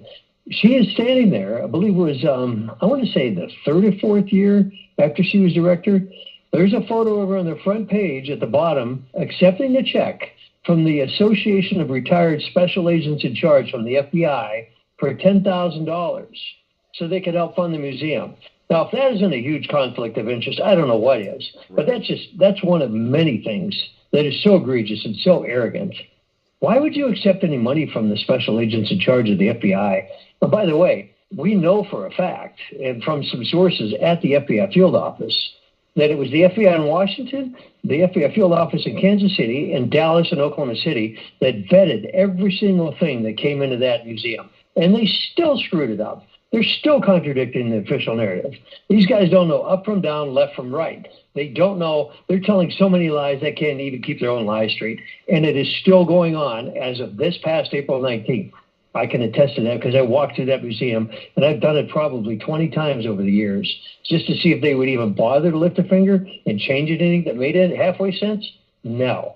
They just want your money, and every single ticket that, and I did talk to a lawyer about this, they can be brought up on federal statute violation of fraud on many counts. For the hundreds of thousands of tickets that they sold at that museum since they opened, since day one, they can be cited on one count of fraud for every single ticket. They would shut them down. We need a bank of lawyers and attorneys and paralegals and people that have the resources to shut that museum down. And it is so easy to do if we have the fortitude, people with fortitude, and get it in front of a grand jury. They're committing fraud every time they sell a ticket.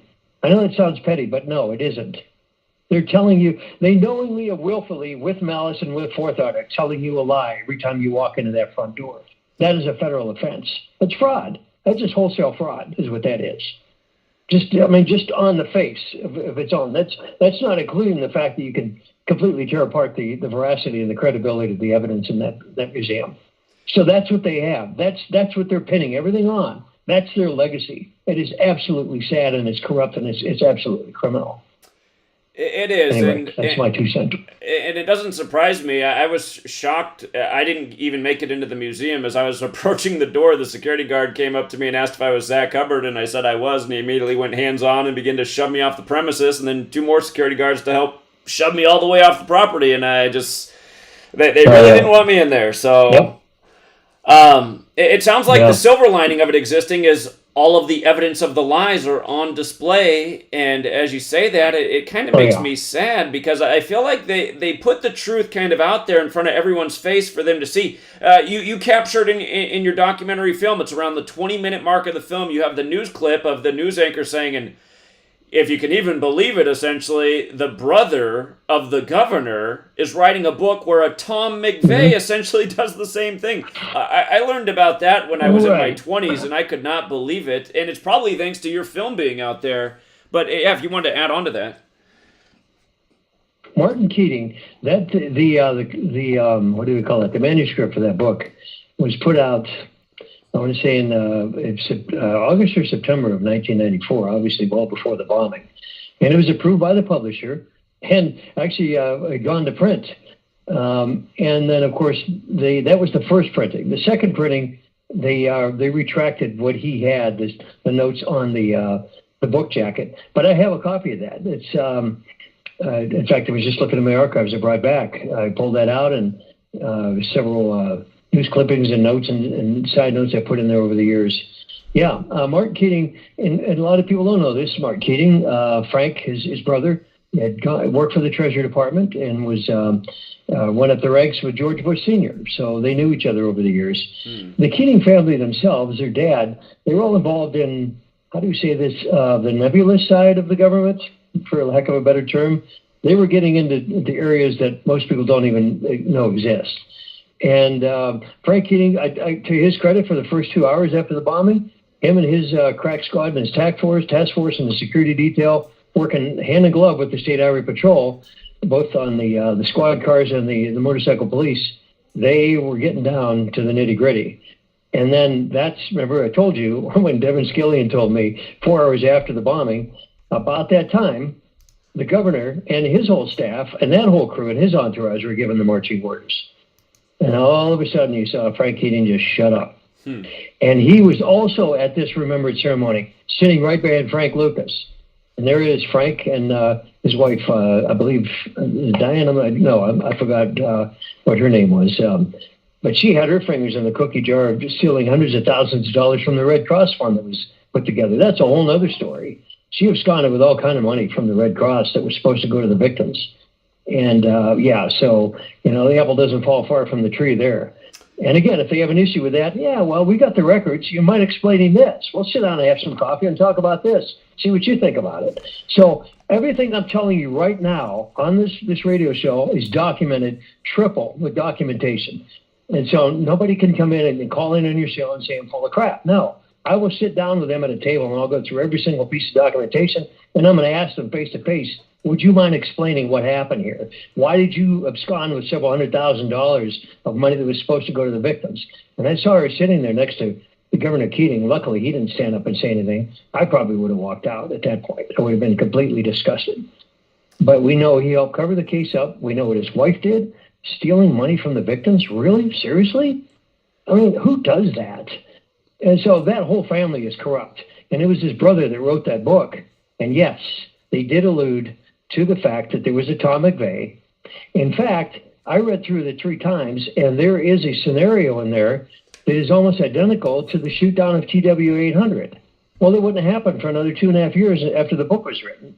The only thing they changed on that whole narrative in the book is that it landed at Sunport Airport in Albuquerque. Well, I lived out there for a year. I knew the layout of the airport. And they couldn't take 747s. The runway wasn't big enough. That was the only fictional account of that whole thing. They transposed it to a different airport, and the runway wasn't big enough. Other than that, that whole story in that book was almost identical. It was a carbon copy of what happened over Long Island. It was unbelievable. How the hell would he know about that? Just to add on to what you're saying, so my field of expertise is how they do things, because these people who run the show are numerologists. From the Oklahoma City bombing to the TWA incident, July 17th, 96, is exactly 65 weeks later. Exactly 65 weeks on the nose. They were both on Wednesdays, the day of the week named after Mercury. In Roman mythology, Mercury's the trickster into deception. But the reason it being 65 weeks is important. The reason 65 weeks is important is because in the language of Gematria, Oklahoma City is 65, and so is the word terrorist. And it just so happens that Alfred P. Murrah, his birthday is October 27th, the day leaving 65 days left in the year. So this is an important number to the history of terrorism events in the U.S., and that's how you can see that all of these things are perfectly planned and coordinated and executed by a code. And that's why, like what you're saying, it's written about in a book that was being written before any of this has happened. I didn't have the detail before about the wife stealing the money from the Red Cross. What's the wife's name again? Oh, it was horrible. What's her name? I'd have to get on the internet. But obviously, the last name is Keating. I want to say... it's Frank. I don't recall her name. I'm going to look into it. It's okay. Overload right now. But I mean, that just you can get on Wikipedia. Yeah, that's the thing where it's just like, what is wrong with these people? I mean, to participate in this and kill people, but then to steal money on top. I mean, where does the? I guess there is no limit on the amount of evil that they can execute. But this is why there has to be justice, and this is why people need to wake up. I mean, it's a small group of them that do this to us, and there's a lot of us that are the victims. And that's what we need to understand. There's a victory out there. There's a victory out there for us, the people. There will be justice the day enough people wake up to what's going on. So. Oh, you know what else was in that book? I need to give you a heads up on this. The Maricopa County train derailment outside of, Phoenix, Arizona. That whole scenario was played out in the book almost to a T. Just the name and the location of the county was changed. But then again, how in the world does Mark Keating know the layout? I mean, it happened to the T. What was in the book? What they did is they had the terrorists that actually laid the charge on the tracks to derail that, mixed in with the crowd looking like civilians, and they were never caught. They just walked in between the raindrops. They just left. That whole thing was actually in the book, along with how they escaped. It's like, yeah, Martin Keating, give me a frickin' break. Yeah, you knew he had access to files. That this stuff was all on the shelf. They were just waiting to greenlight it and then get the right team in to carry it out. That's how all of this stuff played out. They had this stuff planned probably 20, 25, 30 years in advance. They just need to figure out, okay, when do we need to greenlight this? Who's going to be doing this? Who are we paying to do this? What you just said is it's 1,000% true that they have this stuff planned decades in advance. I'll remind people, 1968, World Trade Center construction began. 911 was made the national emergency dialing code. George W. Bush graduated from Yale with a graduating class of 911 members, go figure. And again, from his birthday each year, July 6th to September 11th is exactly 68 days. Just like how from Keating's birthday to Oklahoma City, the building blowing up was 68 days later. And the AT&T building right there in Oklahoma City did turn 68 years old in 95. And that's the company that made 911, the emergency dialing code, in 68. And again, there's a reason for all of these numbers. They relate to the Central Intelligence Agency. And as you've said, they have a lot to do with what's going on. And again, it's the federal government. So, yeah. I was so fascinated by your whole group there, and I've got to study more about the numerology. Yes, there is relevance. And you know what? You probably have discovered this, but I was thinking on the drive back to Florida, dark energy. I mean, it has to have a direction, whether it's through numerology or the humans that manifest themselves into a vessel of Satan or whoever, or the Druids. But the numerology has to be, I guess, maybe their cookie crumb trail or their thread that they are able to bring all of these events together. It is. Whether unwittingly or on purpose. It is. It's that red thread of Kabbalah. And so often when they're making fun of conspiracy theorists, as they would refer to us, even though we're actually proving that there is a conspiracy, they'll show the kooky guy with the red thread. They're kind of mocking because their stuff, their numerology is based in Kabbalah. That's where the whole code of this letters and numbers thing comes from. And again, that term, the Kabbalah, is not arbitrary. They are into Kabbalah 100%, and it is the cookie crumb trail that really does show the script in addition to all the valuable information that people like yourself bring to the table. We got about 10 minutes left, Chris, and I'm just going to let you have the floor until then. So whatever you want to take us out with for the last 10 minutes, you got it. Well, once again, thank you to everybody that showed up in Oklahoma City, everybody that's listening, or hopefully they'll listen to the archives. Just because it happened 27 years ago, folks, doesn't mean it's not relevant. If you could have been in the room, and I'm not, saying we were special or whatever, we were there at that time, in that moment, in the present, in that positive energy, to look at the medical records of the victims, and it was horrendous. But we had to see it to understand the gravity and the damage that was happening to these people. I mean, these are sacred lives, and the people that chose to plan this, to commit it, and to eventually cover it up, have no respect, absolutely no respect for the sanctity of human life. I don't care if those kids were healthy or if they may have had disabilities, or mentally or physically or whatever. Every single person in that building deserved respect. The survivors and the victims.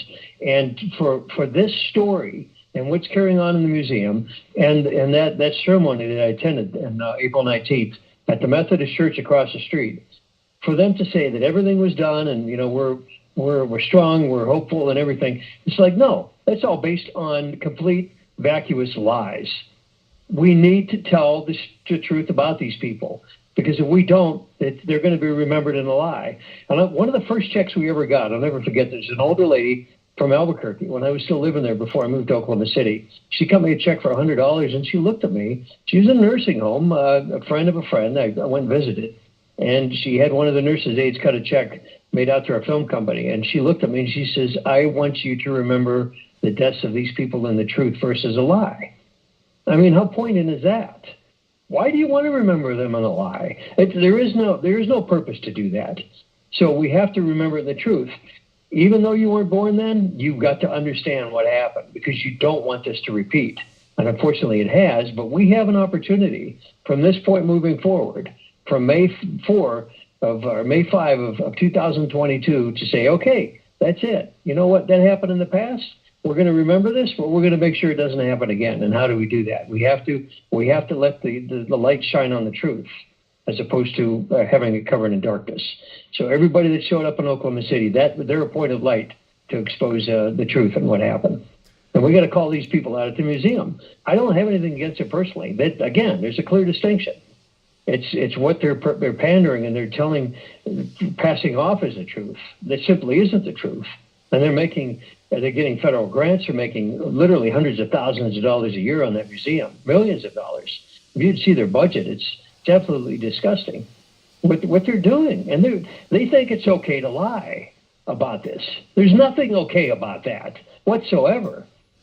And I know I'm getting passionate about this, but guys, after working on it for 8.5 years, and I still get emails at least once a week, twice a week, I'll get a text from people that are connected, retired police officers, an attorney out in Salt Lake City that helped us. They still say, hey, what's the latest?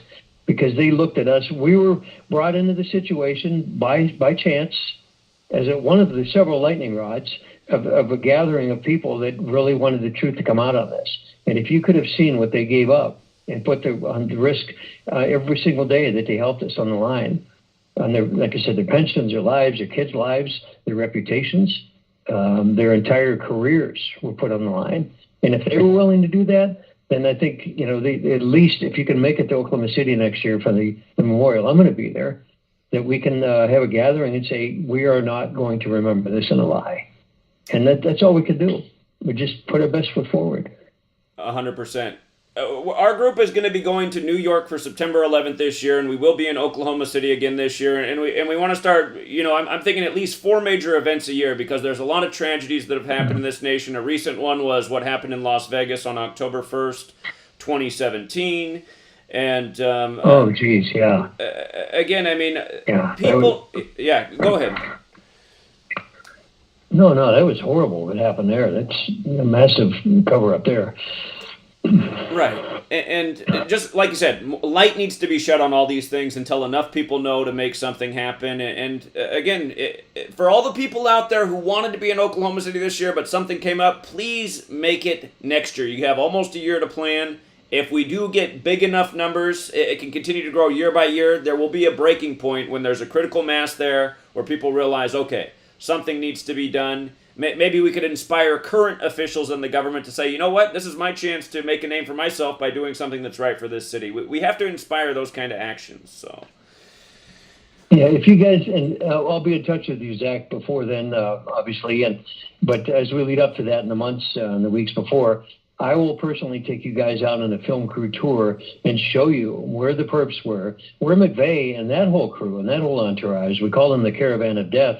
They left the roadside motel the morning of the bombing, never to be seen again, aside from McVeigh and Nichols. But there were at least 12 guys in that group with 5 different vehicles.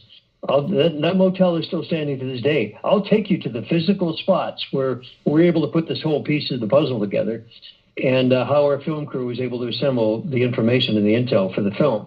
And that'll give you a whole new, fresh perspective on the length and the breadth and the extensive work that had to be done to carry this off, which simply couldn't have been done by McVeigh and Nichols. That's Looney Tunes to even think that would even happen with these two.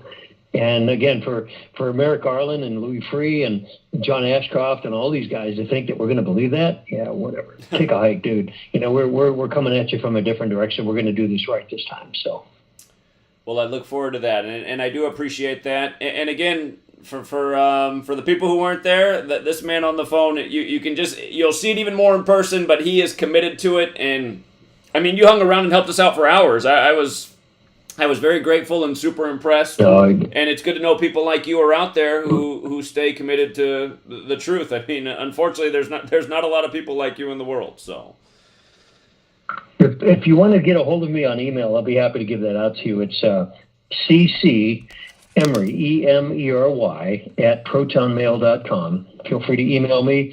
I'm going to hold off giving out the phone number because I don't want to get blow up all hours of the day and night. Zach, of course, you have the number. You're welcome to call me back anytime. We'll chat. And thank you for you making the drive out there. And I know you had visited other sites on the way back, I guess. So it was a blessing and an honor to meet you. And it's certainly an honor to be on your show. And I'll be happy to come back anytime. All right. Thanks so much, Chris. You definitely gave us one of the best broadcasts we've ever had. And I do look forward to the next time we cross paths. And anytime you'd like to come back on the show, just send me a message. And I'd look forward to hearing more about what you know about TWA 800 as well. So thank you so much. We'll do that in a follow-up show. You just let me know when it's best for you. And send me a link to the show when it's archived. Thank you so much. Absolutely. You have a great night, Chris. Thank you. You too. Bye-bye. Right, take care.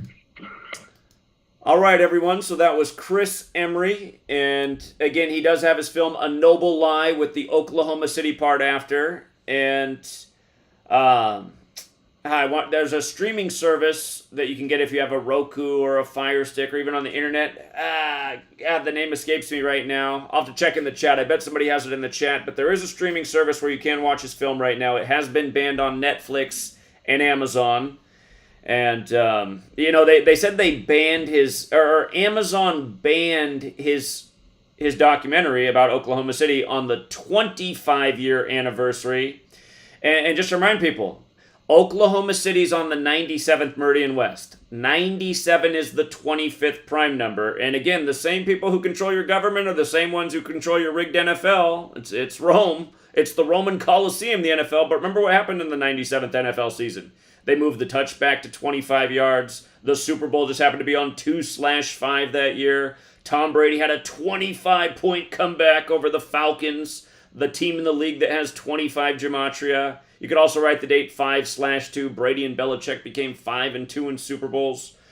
But Chris Emery's film banned on the 25th anniversary of the bombing by Amazon. And funny enough, Amazon also equals 25 in gematria.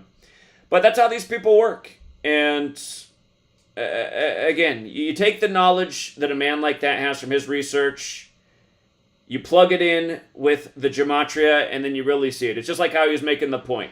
The brother of the governor has the book, The Final Jihad. He has elements of Oklahoma City. He has elements of TWA 800. And with gematria, you can see just how connected those two events are. Again, coming 65 weeks apart. When terrorist is 65, so is Oklahoma City. And Alfred P. Murrah, who the building was named after in OKC, born October 27th, the day leaving 65 days left in the year.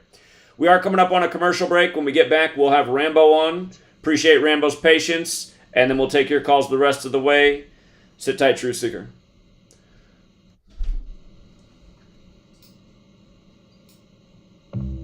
Censorship and regulation is becoming an ever-growing problem in today's modern media.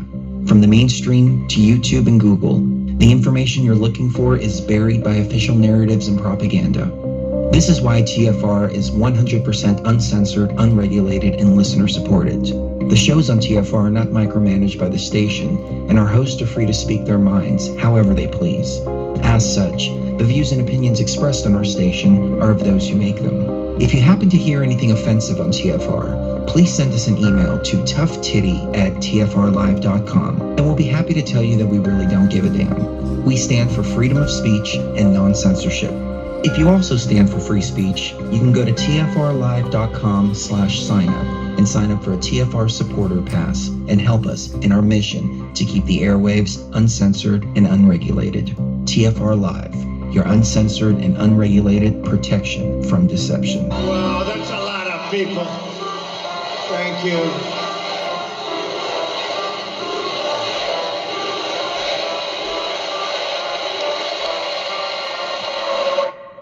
It's because we got. There's something about MAGA country, MAGA, playing over again, MAGA, we got, make America great again. And by the way, there's the word disinformation. Think of it. And by the way, this is the most corrupt election. Think of it. You know what? I am not the one trying to undermine American democracy. I am the one trying to save American democracy. If you say it enough and keep saying it, they'll start to believe you. But you know, they say over and over and over. If you say it enough and keep saying it enough, they'll start to believe you. And by the way, we got about MAGA country, MAGA, playing over again, MAGA, I got, we got, MAGA, make America great again. It's okay to get along with the heads of other countries, don't you think? Trump was so friendly with Russia. Think of it. You know, they say it over and over on the fake news media. Oh, there's a lot of them. The media in this country is corrupt. Cameron just went off. And keep saying it. They'll start to believe you. 2 cameras just went off. I think it's one of my greatest achievements. They don't like it when I do. Oh, gee, I'm so surprised. And by the way, I got, we got, I got, we got. There's something about MAGA country, MAGA, playing over again, MAGA, I got, we got, MAGA, make America great again. They go and target.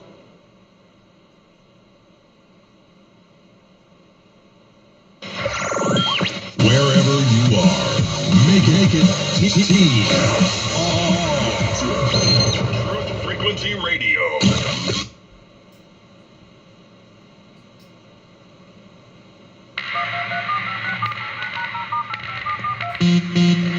Condition orange. Condition orange. Situation Delta in effect. Please enter your agent number now, followed by the hash key. We have to create culture. Don't watch TV. Don't read magazines. Don't even listen to NPR. Time comes when silence is betrayal. More for themselves and less for everybody else. But I'll tell you what they don't want. They don't want a population of citizens capable of critical thinking. They don't want well-informed, well-educated people capable of critical thinking. They're not interested in that. That doesn't help them. Think for yourself. Question authority.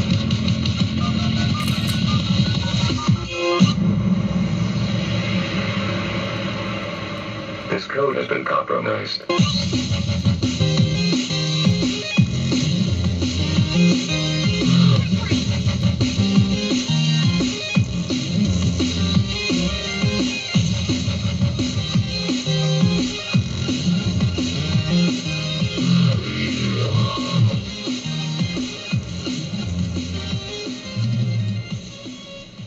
All right, we're back, Truth Seeker. We had Chris Emery on tonight as a special guest. The only downside of it was we had to delay Rambo, but thankfully he stayed up for us. I apologize for making you stay up so late, Rambo, but thank you for being here, and can't wait to hear what you have to add on. No, you don't have to apologize at all. You know, I mean, I'm the guest every week for 3 years. I can't complain. Sure, but we don't like to keep you waiting. We respect you very much around here, Rambo. So, again, thank you for your patience. And, oh boy, I realize I made a mistake here on my screen. How did this happen? Hold on, I need to fix something. My fault. Uh-oh. I put up the wrong screen. There we go. Now we're better. Okay. It looks like we got the Twinless Twins. Lone twin phenomenon. Okay. Interesting. Yeah. Can I call you back from a different 845 number? You'll see it's going to be a lot clearer. I have a different phone. Yeah, go ahead. I'll look for 845. Okay. It'll be much clearer. Okay. All right. Alrighty. All right, we'll stand by for Rambo's callback. We should have him in just a minute here. So, one moment. And he's already back. That was quick. All right. Rambo? Can you hear me? I can hear you. Yeah, you're on. Much clearer, right? Well, actually, I think you were clearer on the other one. Oh, really? That's strange. That's the first time I heard that. That's all right. Well, just an experiment. Okay. All right. You can definitely be understood, though. We can try it like this. Maybe it's just my ears. Maybe I'm just used to hearing you on the other one. But we can hear you. Let's do it this way tonight and see. Let's get the feedback. But we hear you just fine. Yeah, I just experimenting, you know. But Yeah, I'm doing another decode, which I soon will release on my channel. There's some synchronicity to what we're talking about here. I just stumbled on it. I didn't realize. I'm doing something on the Jeffrey Dahmer, his serial killing, Jeffrey Dahmer from the Milwaukee Killer, who he killed a bunch of people, but it's also related to MK Ultra. What they do in MK Ultra mind control, they create assassins as well. The guest was talking about how, Chris Emery, he was saying how this is not something that normal humans can do. I mean, this is just beyond what humans do. But one of the things they do in MK Ultra is they create a psychopath. It's not normal to have that many psychopaths. There's several ways they do it, but one of them is MK Ultra, where and the military does them. Not just the United States military, because militaries they literally need psychopaths. You can't have people with conscience in militaries. They're going to have PTSD, and they do it in the military a lot. And so that's what happened with Jeffrey Dahmer. But so there's some parallels with John Hinckley Jr., because John Hinckley Jr.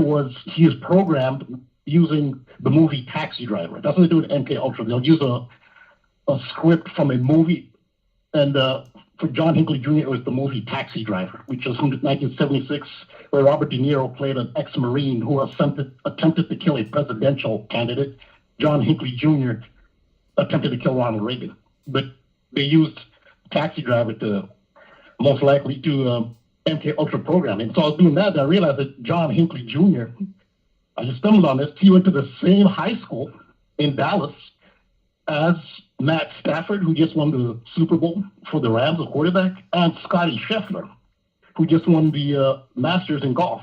They both, and that's Highland Park High School in Dallas. So I just stumbled on that. So that's interesting. But Clayton Kershaw also went to that high school, who wears number 22, like how golf equals 22 in Gematria, and Scheffler just won 22 days after Kershaw's birthday, to show you just how born for it they all are. But yeah, indeed. Well, that's not a normal high school, but John Hinckley Jr. is also born in Oklahoma, so there's this kind of, so there's Oklahoma, there's Dallas. Dallas where JFK got assassinated. He attempted to assassinate Ronald Reagan. Just something like that. John Hinckley Jr. is from that same high school. He's born in Oklahoma. By the way, Rambo bringing up Dallas, where the Trident is, where JFK was assassinated, that Rambo is oh so right about. There is a Trident in Oklahoma City, and it's the roads going into the Capitol building that aren't far from where the federal building blew up. And I don't think that Trident in the roads right there is an accident. We're seeing more and more by the day how important that symbol is. Rambo, I imagine you saw the nuclear threat against the UK with the Trident. What'd they say? The Poseidon torpedo or something like that, or the Poseidon nuke? Yeah, some Poseidon torpedoes brought down a Russian ship. They said it's called a Moskova. Okay, yeah. So again, you got the Trident on the coat of arms in Ukraine, yeah. Yeah, and also some people, some followers from the UK have instructed me. Several have instructed me about the nuclear. There's a nuclear submarine. Britain has a nuclear submarine, and it's called, I guess, their nuclear program is called the Trident nuclear program. So yeah, nuclear and Trident, I've done a whole bunch of stuff. It seems to go hand in hand, but most of the time they're actually destroying the Trident. Like when they bring down the World Trade Center, they're destroying the Trident. And also showed in the city of Nagasaki in Japan, the city seal. This was hit by a nuclear bomb. The city seal has 5 Tridents, and those are the Tridents on the city seal for Nagasaki is actually the symbol for the planet Neptune. It's a distinct Trident. It's the planet Neptune, and there are 5 of them on the city seal of Nagasaki. So they're usually destroying it. But yeah, there's always this nuclear association with Tridents. Also, there's Oppenheimer. Oppenheimer used to read he's a big student of the Bhagavad Gita, the ancient, and also the Bhagavad Gita and the other ancient Sanskrit from India, and the texts. And there's a Trinity there as well. And after he made the nuclear bomb, after the test, the Trinity again, called the Trinity test, there was the three again. He issued the statement, now I am become death, the destroyer of worlds. He's pretty proud of himself after the nuclear test. And that came from, I think it's from the Bhagavad Gita. And they have a Trinity, but one member of the Trinity is Shiva, who has the trident. But the trident is what they seem to be destroying. Yeah, so nuclear and, I guess, destruction. In this case, not nuclear, but it's a bomb. But anyway, so I didn't know about the Oklahoma. I'll look at that trident too. So, this is the Twinless Twin / lone twin phenomenon. And this is relating to Cristiano Ronaldo. So on April 18th, 2022, the soccer superstar, Cristiano Ronaldo, outside the United States, he's arguably the biggest male. You could say he's the biggest male celebrity outside the world because he's a soccer star. He's considered a GOAT, even one of the greatest of all time. In fact, sometimes when he scored a goal, he'll do the goat horns, and then he'll do a gesture on his chin, like a goatee, the hair that a goat has on his chin. He'll do the goat horns and he'll do the chin motion to say that he's the GOAT, like he's the greatest of all time. So, and he's also a model and he's a sex symbol. So outside the United States, he's actually arguably the top male celebrity. And now recently it was announced, it was on April 18th, that him and his partner, Georgina Rodriguez, that she gave birth to twins. It was a baby girl and a baby boy, and the baby boy died at birth. And I had talked about this before. I did a video on March 2nd, before this happened, where I pointed out this ritual theme that's been going on. And long before this happened. So once this happened, I said, well, this is the theme I pointed out. And even Wikipedia actually has a page on the Twinless Twin. There's actually a Wikipedia page on it. And so I did point out back in March, I mean, it's only a matter of time. Once you've established a theme, going back far enough, which this does, I'll demonstrate here. It's only a matter of time before it'll happen again. And like last week, I talked about the whole thing, this whole ridiculous thing of having grown adult celebrities poop the bed. Well, once you establish that theme, it's going to happen again. It only took a couple of months for it to happen again with this Amber Heard case supposedly pooping in Johnny Depp's bed. It first happened with Lamar Odom, then it's going to happen again. That's what happens. Once he establishes the theme, happens again. In this case, it's the Twinless Twin. And then this goes back even to the Bible. And think of his name. Cristiano. What's his name? Cristiano means Christian, right, which is a reference to Christ. And he was once with Kim Kardashian. Things like this are most likely arranged. I don't think they came across each other, and these are arranged for ritual purposes, whatever the ritual is, to create a certain vibration or put it out. For ritual purposes, they put Cristiano Ronaldo together with Kim Kardashian. She had to hook up with him. Who knows if they even did, they probably just said hello and then made it out to be a big thing for ritual reasons, because Kim Kardashian, if you look at her name, I've done decos on this before, but I know it's not a coincidence. In 3 of the 4 base ciphers of English gematria, Kim Kardashian matches Mary Magdalene in 3 out of 4. It's a super match. So she's associated with, the woman purported to be the closest female friend of Jesus Christ. I'll put it that way, but that's who she lines up with.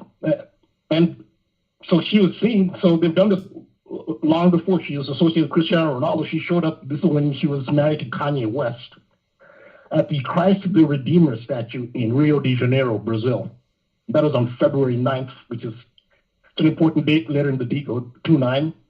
And she posed by the Christ the Redeemer statue with her arms up. And what a coincidence that her name has a super match with Mary Magdalene.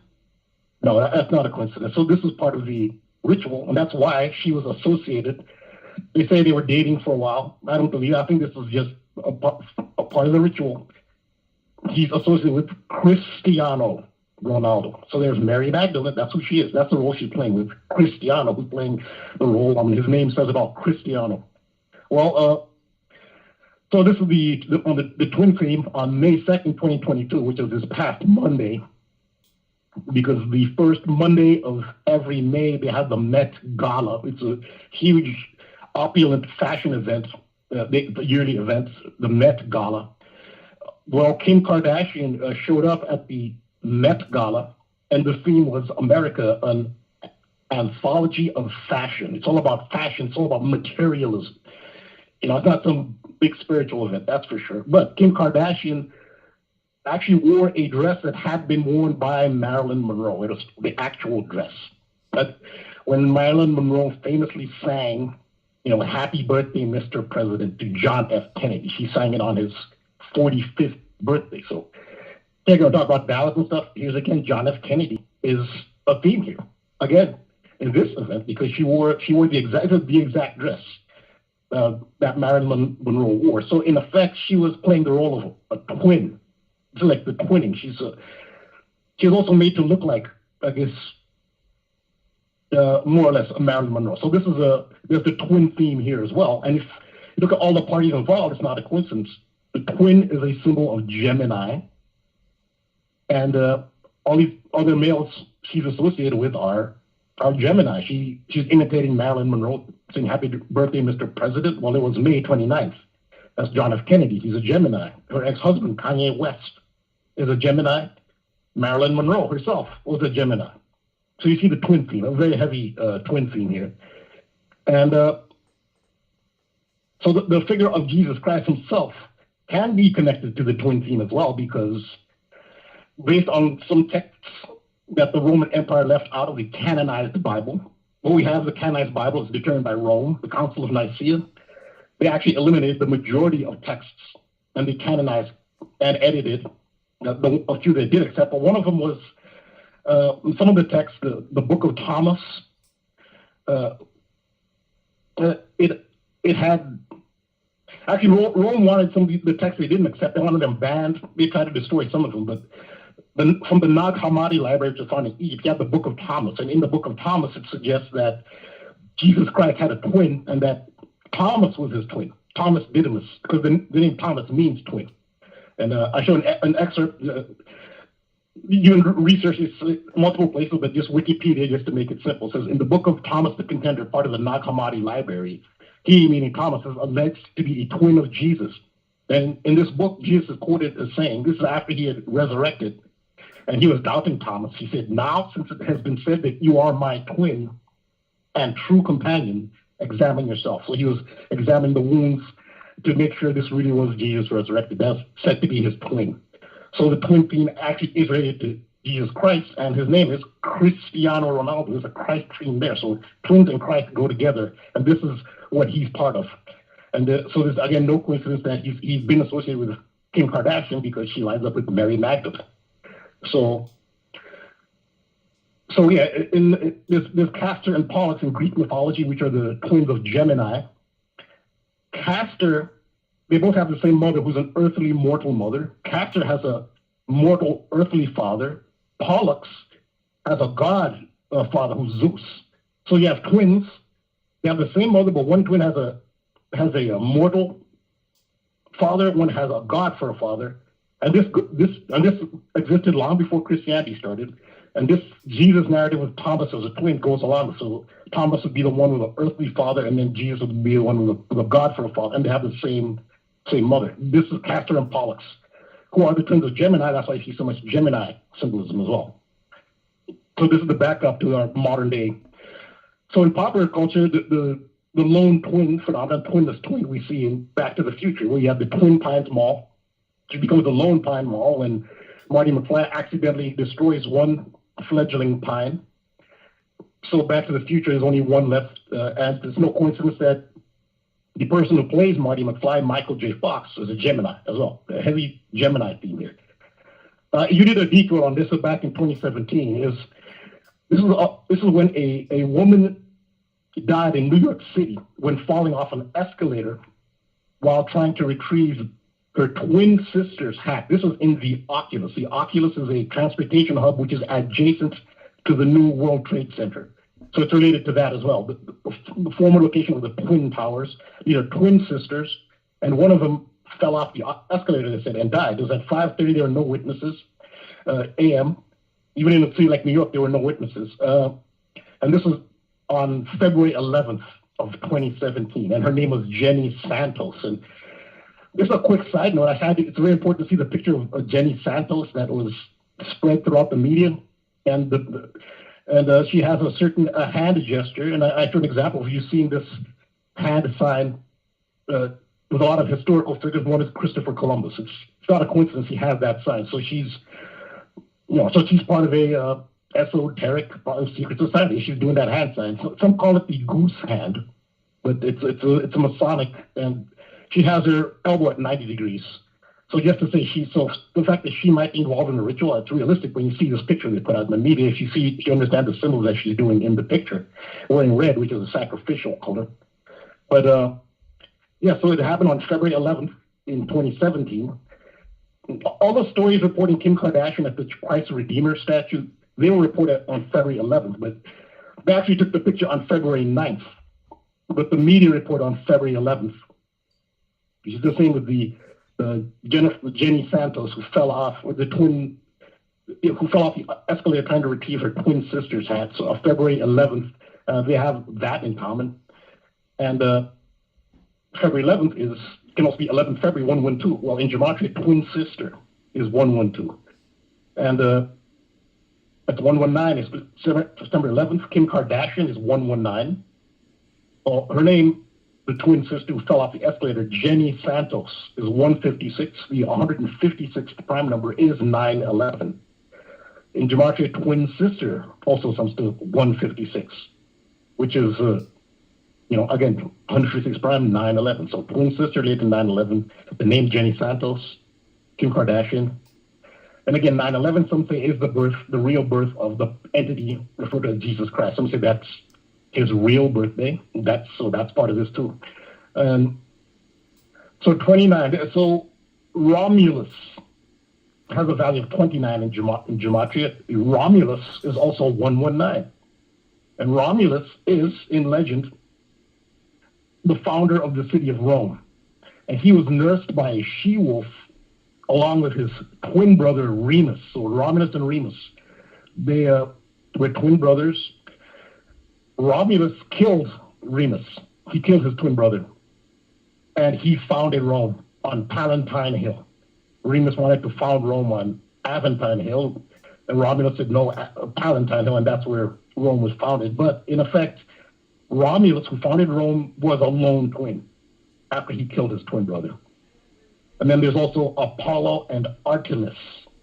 In Greek mythology, these are twin brother and sister.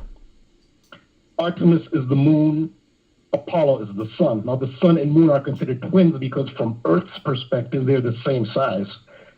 Some people call that the biggest coincidence in the universe. The fact that the sun and moon are so hugely disparate in size, but yet they're so perfectly located to appear the same size from Earth's perspective. Some people call that the biggest coincidence in the universe. So they're considered twins, metaphors for twins, twin brother and twin sister, like what Cristiano Ronaldo had.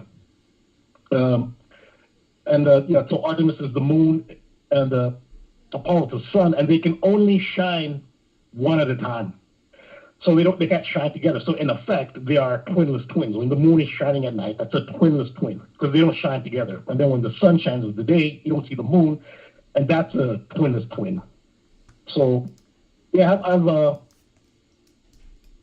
more examples, but I guess these are the most the major ones. And Rambo. Yeah. So I had said it before this happened. I want to add on one thing based on what you just connected here that maybe you didn't notice yourself, or maybe you just forgot to bring it up. But Ronaldo's child died on the 108th day of the year. Of course, it was the kill date because it had the 4464 numerology. But in light of it being the 108th day of the year, his name Cristiano is 108. You might recall the hip hop guy DJ K Slay, whose name is also 108. He was in the headlines that day, dead.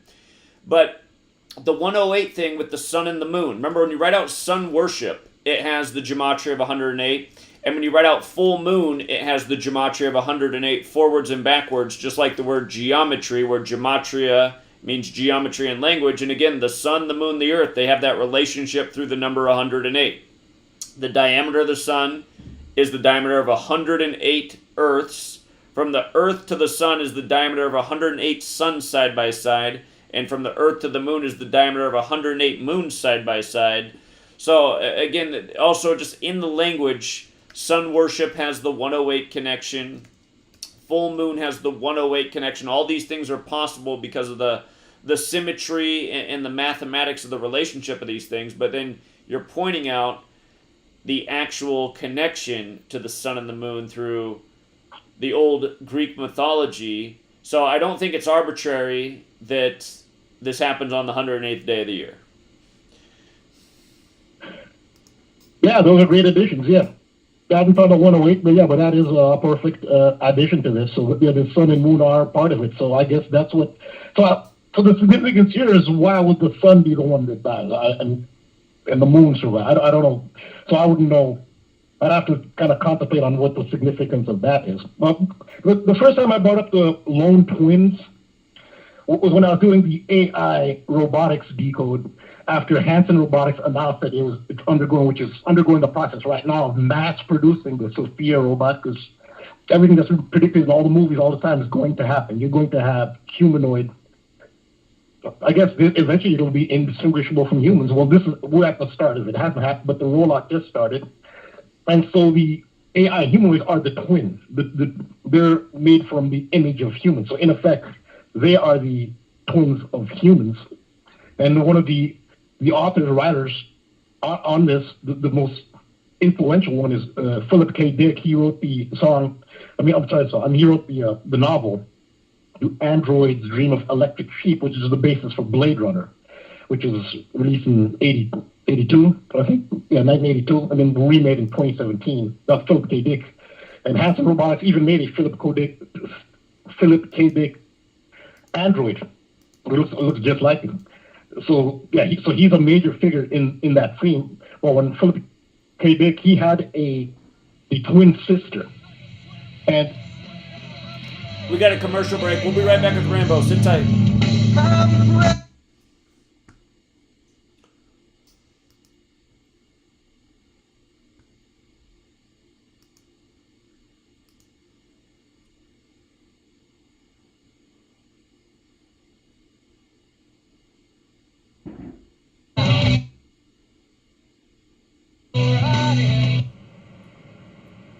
Make a list of the things you want. And on my list of things, now I put everything. Little things as well as major things. Doesn't matter how small it is, it goes on my list. And the reason is, part of the fun of having a list is checking it off. Boy, at the end of the day, if you can go, got it, whatever it is, right? You get into the habit. So load up your list, the things you want. Now, when you check off something major, celebrate. That's an important point to make. Celebrate your achievements. Live it up. Have a party when you reach something you've worked for a while. See, we all grow from two experiences. One is called the pain of losing. The other one is called the joy of winning. We need both of them. Amplify them as much as you can, which also means make losing painful. If you set up something, fooled around, didn't get it, put it on yourself. On the other side, if you did get it, congratulate yourself. Self-congratulations is a sign of maturity. Extendivite is more than just a heart tonic. Do you have any of these symptoms? Night cramps in the hands and feet. Your arms and legs often go to sleep. On short walks, do your legs get aches and pains? Is your memory worse than it used to be? Ankles that swell late in the day? Has your blood pressure increased lately? If you answered yes to even one of these questions, you may have early warning signs of arterial blockages. Your body is saying that it is time to take Extendivite. These are not the normal signs of aging. They are the warning signs that accompany blocked arteries. Get your Extendivite today. Extendivite is available in capsule or liquid form for just $69.95 for a 2-month supply.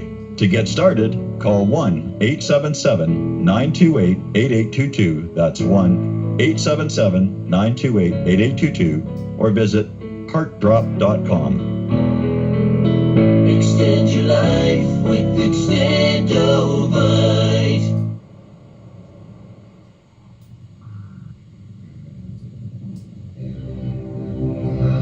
We exist in the security and comfort of our worlds. Paved paths, lights, and manicured lawns give us peace of mind that our world has been tamed, and we are its master. But other worlds exist on the edge of our sight. On the edge of our awareness, the shadows move. The woods fill with the unblinking eyes of the nightmares our ancestors warned us about. Some of us have stumbled into these forgotten realms, whether on purpose or completely by surprise.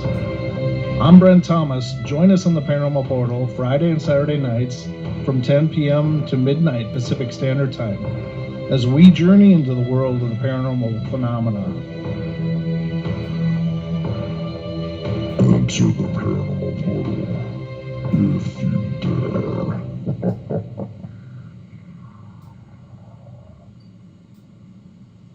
We are TFR.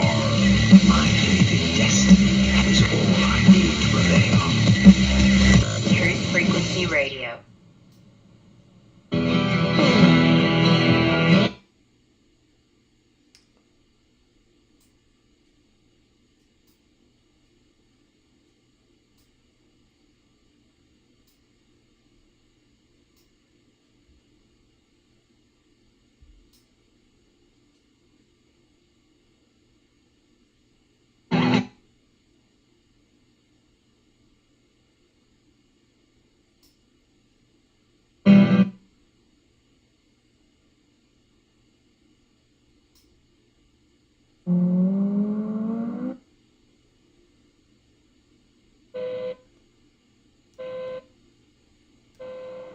All right, we're back, True Seeker. We got Rambo with us.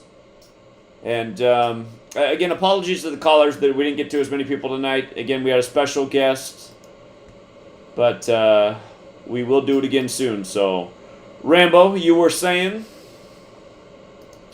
Oh, yeah. So I initially brought up the Twinless Twin with respect to Philip K. Dick, he was born with a twin sister, but his twin sister died 41 days after. She only lived 41 days.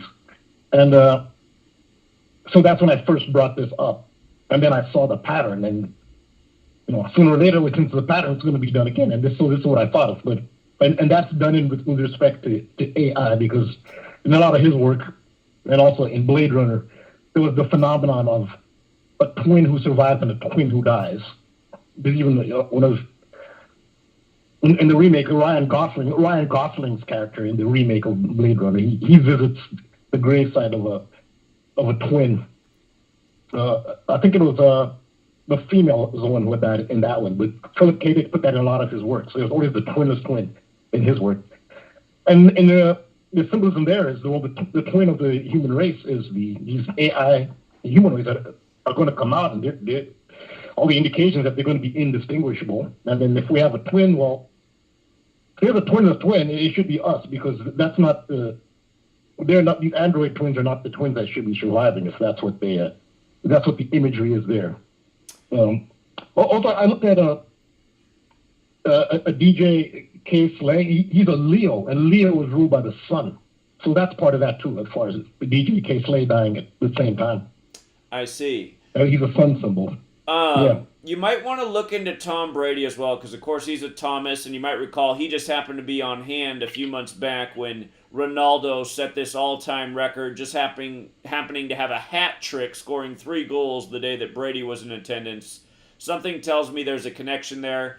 I don't follow international football enough, so I don't know if 108 fits in with the sport, but in the case of American football, at the Super Bowl, they have 108 game balls. Of course, in baseball, you have 108 double stitches on the baseball. As we know, Major League's 108. Of course, the Cubs broke the 108-year drought back in 2016. And with regards to the 108-112 thing, because you are bringing that together in this post, 108 and 112, remember when the Cubs broke the 108-year drought, they did it in the 112th World Series, where geometry is 108 and mathematics is 112. And, of course, they won that World Series on November 2nd, the other 112 date.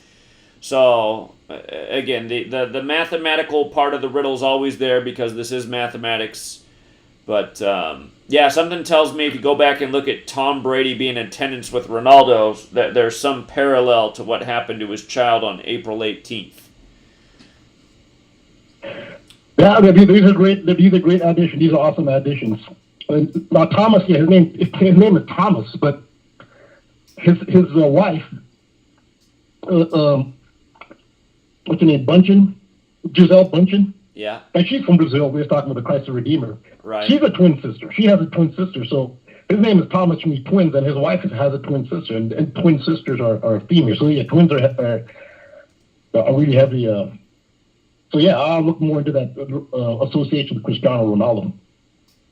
Yeah, I got to go back and find where that is. It was March 12th, 2022. That's interesting because that's the 71st day of the year. That means it happened 37 days later, and Ronaldo is 37 right now. And again, that's a big number with Brady because the two teams he's played for in his career have the 37 gematria. So, yeah, you can think about this some more. I'm going to think about this some more, but there's some larger ritual taking place here. No doubt about it. Yeah, so Brady's the son. As a Leo, he represents the son, and his name is Thomas. So there's the son, there's the twins. Yeah, he has everything. He's married to somebody with twin sisters. Yeah. Yeah.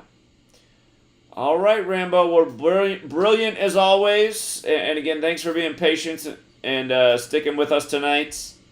And I look forward to the next decode. No problem. That was an important guest. It was very important to give him a voice. It was very it was riveting. Also, somebody contacted me. They said that they had information for you regarding land or property in Alabama. I don't know if, but he said that he sends you emails on that, but they get buried, and he just wanted me to bring it up to you. So I don't know, maybe if you want him to because usually in this case you ask people to kind of headline something like in capital letters so that you see their email, but he really wanted to contact you regarding some land in Alabama. I'll go through my email and search keyword Alabama, and I'm sure I will find it. So I appreciate the heads up on that. Thank you. Okay. All right. All right, you have a good night, Rambo. Thank you. All right. All right. Bye, you too. Take care. Yeah. Notice also how, when Ronaldo set that record, it was his 806th career goal, and it was on Pope Francis' 86th day of his age, who's a huge football fan. And we know that number's not a nice number when it comes to ritual sacrifice, and then his child ends up dying shortly after. I know I'm missing some key details right now, but again, all roads lead to Rome, and we had Chris Emery bringing up TWA Flight 800. Again, that flight was en route to Rome with a stopover in Paris where the Jesuits were created. And notice what day it blew up, you guys, July 17th. Remember, the Jesuit order equals 177 forwards. It equals 201 in reverse. There's 1,000,000 201s on Oklahoma City. 177 and 201 come together a lot. This is directly synced with Oklahoma City about a year after. And again, the governor's book, or the governor's brother, Martin Keating, his book, The Final Jihad, alluded to both incidents. Let's go to the callers. George has been patient. Thanks for staying up, George. What's going on? Well, can you hear me? I can hear you. Oh, okay, because I was on last week, but I guess you were having some technical difficulties. Last week the call board didn't work. Back with you. Yeah, the call, sometimes, that's why I went to the 509 number, George. If that ever happens again, you got to call in on the 509 number, but the call board died last week, so that was the problem. Well, I did dial on the 509, but I couldn't get through. It kept going to voicemail. That's the other challenge, because everyone's trying to call one number, but I'm glad we have you this week, so what's on your mind? Okay, I'll be as quick as possible. So I just want to cover a couple of things.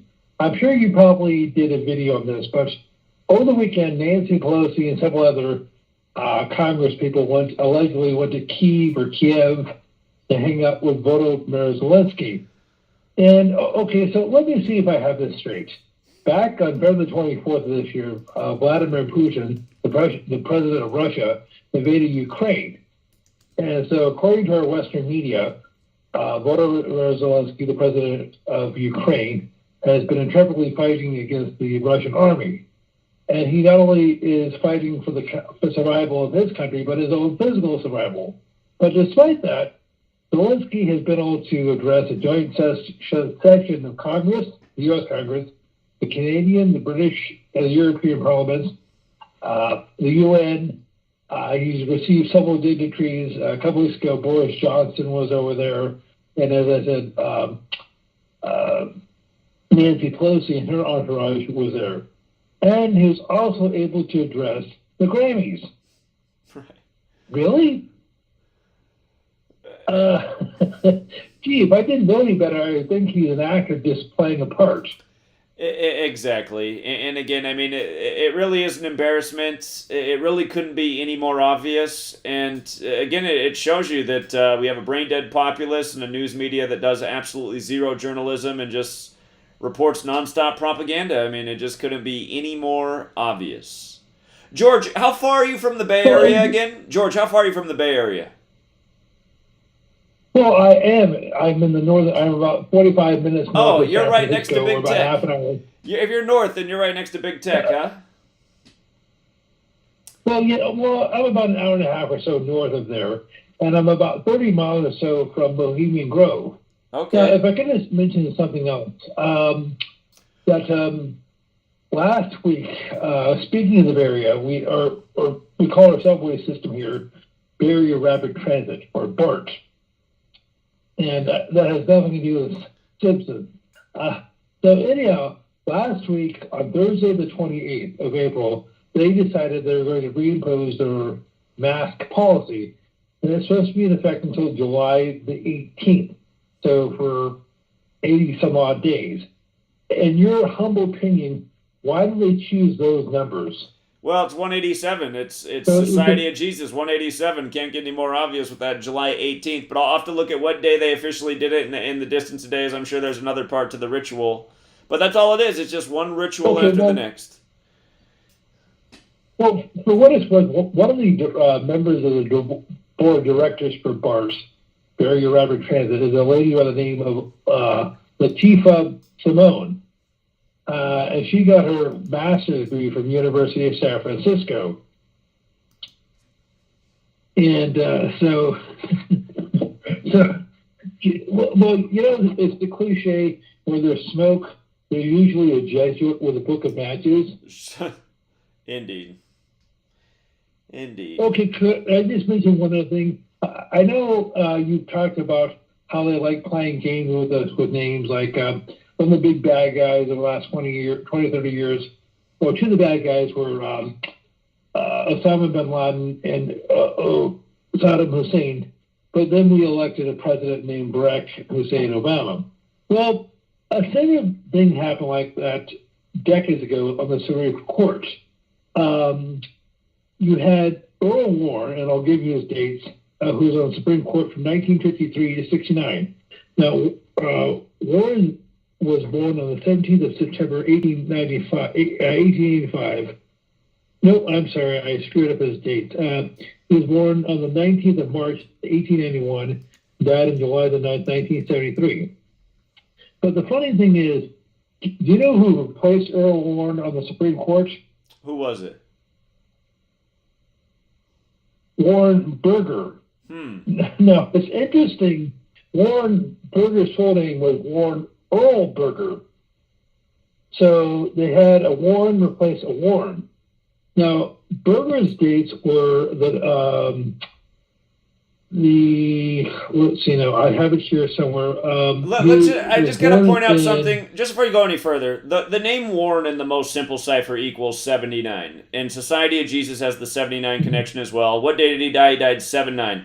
If you type out the word Warren and the word murder, you'll see how it's identical in all the ciphers. And you think about the Warren Commission with JFK, and of course the Jesuit fingerprints all over that. Of course, Earl Warren died at Georgetown, the Jesuit University.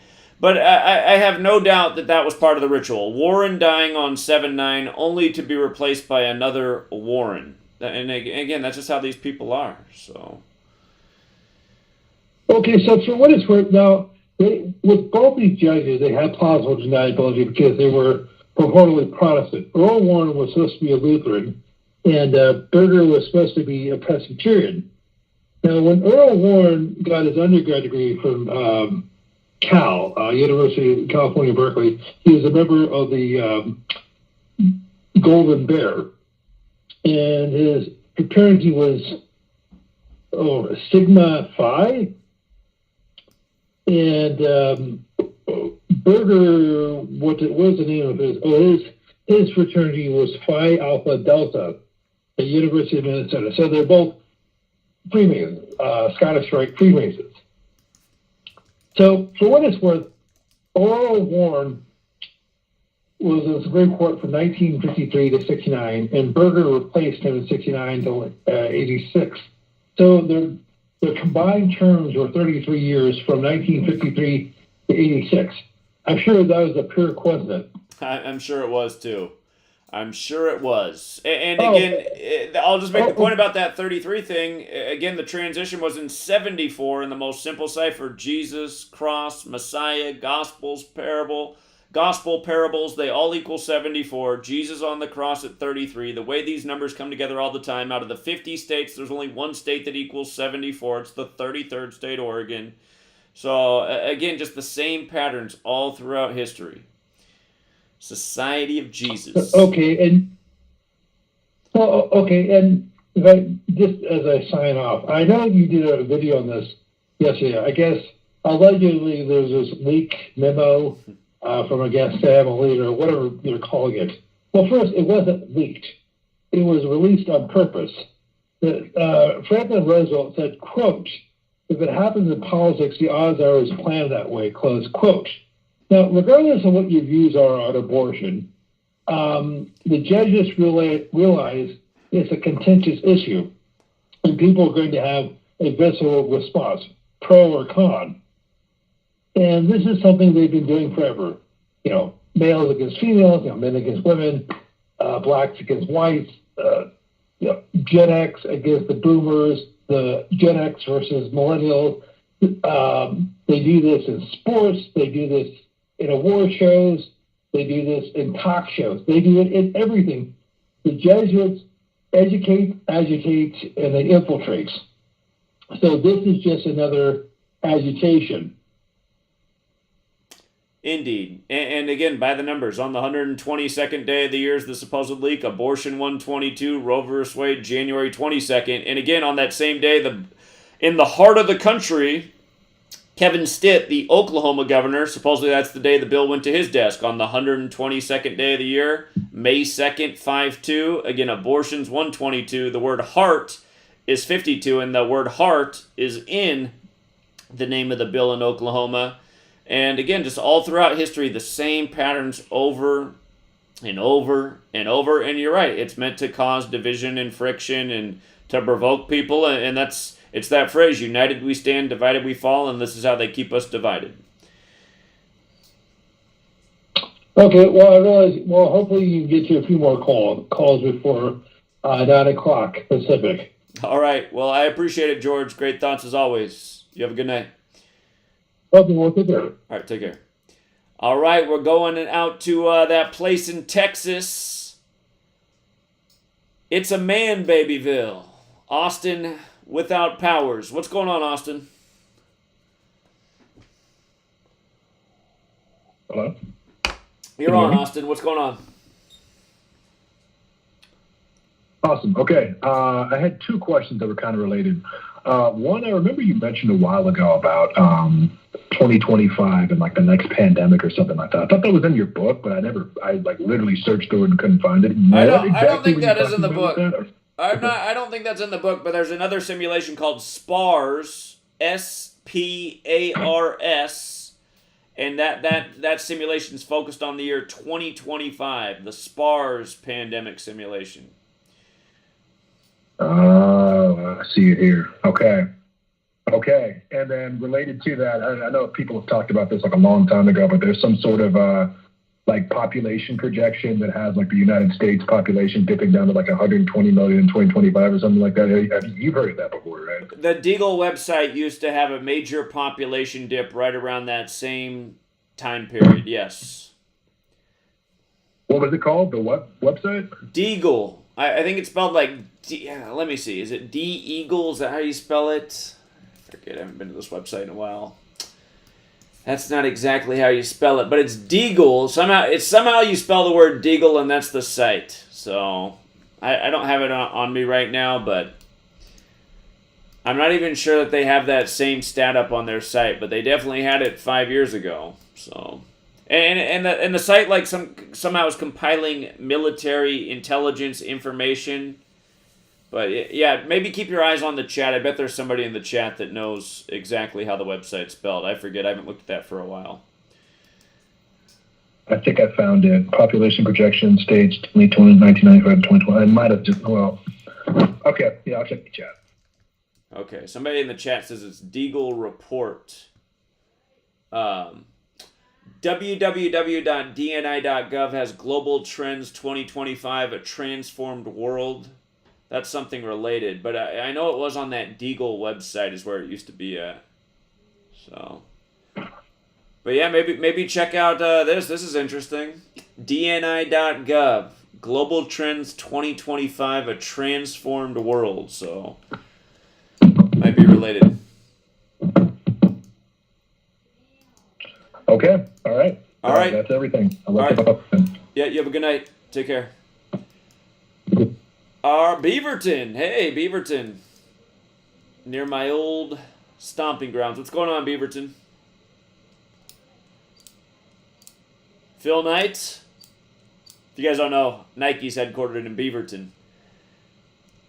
Phil Knight, just listening in tonight? All right, Beaverton must have went to bed. Or else they're just having fun at the Nike campus. Let's go out to New York City. How you doing tonight, friend?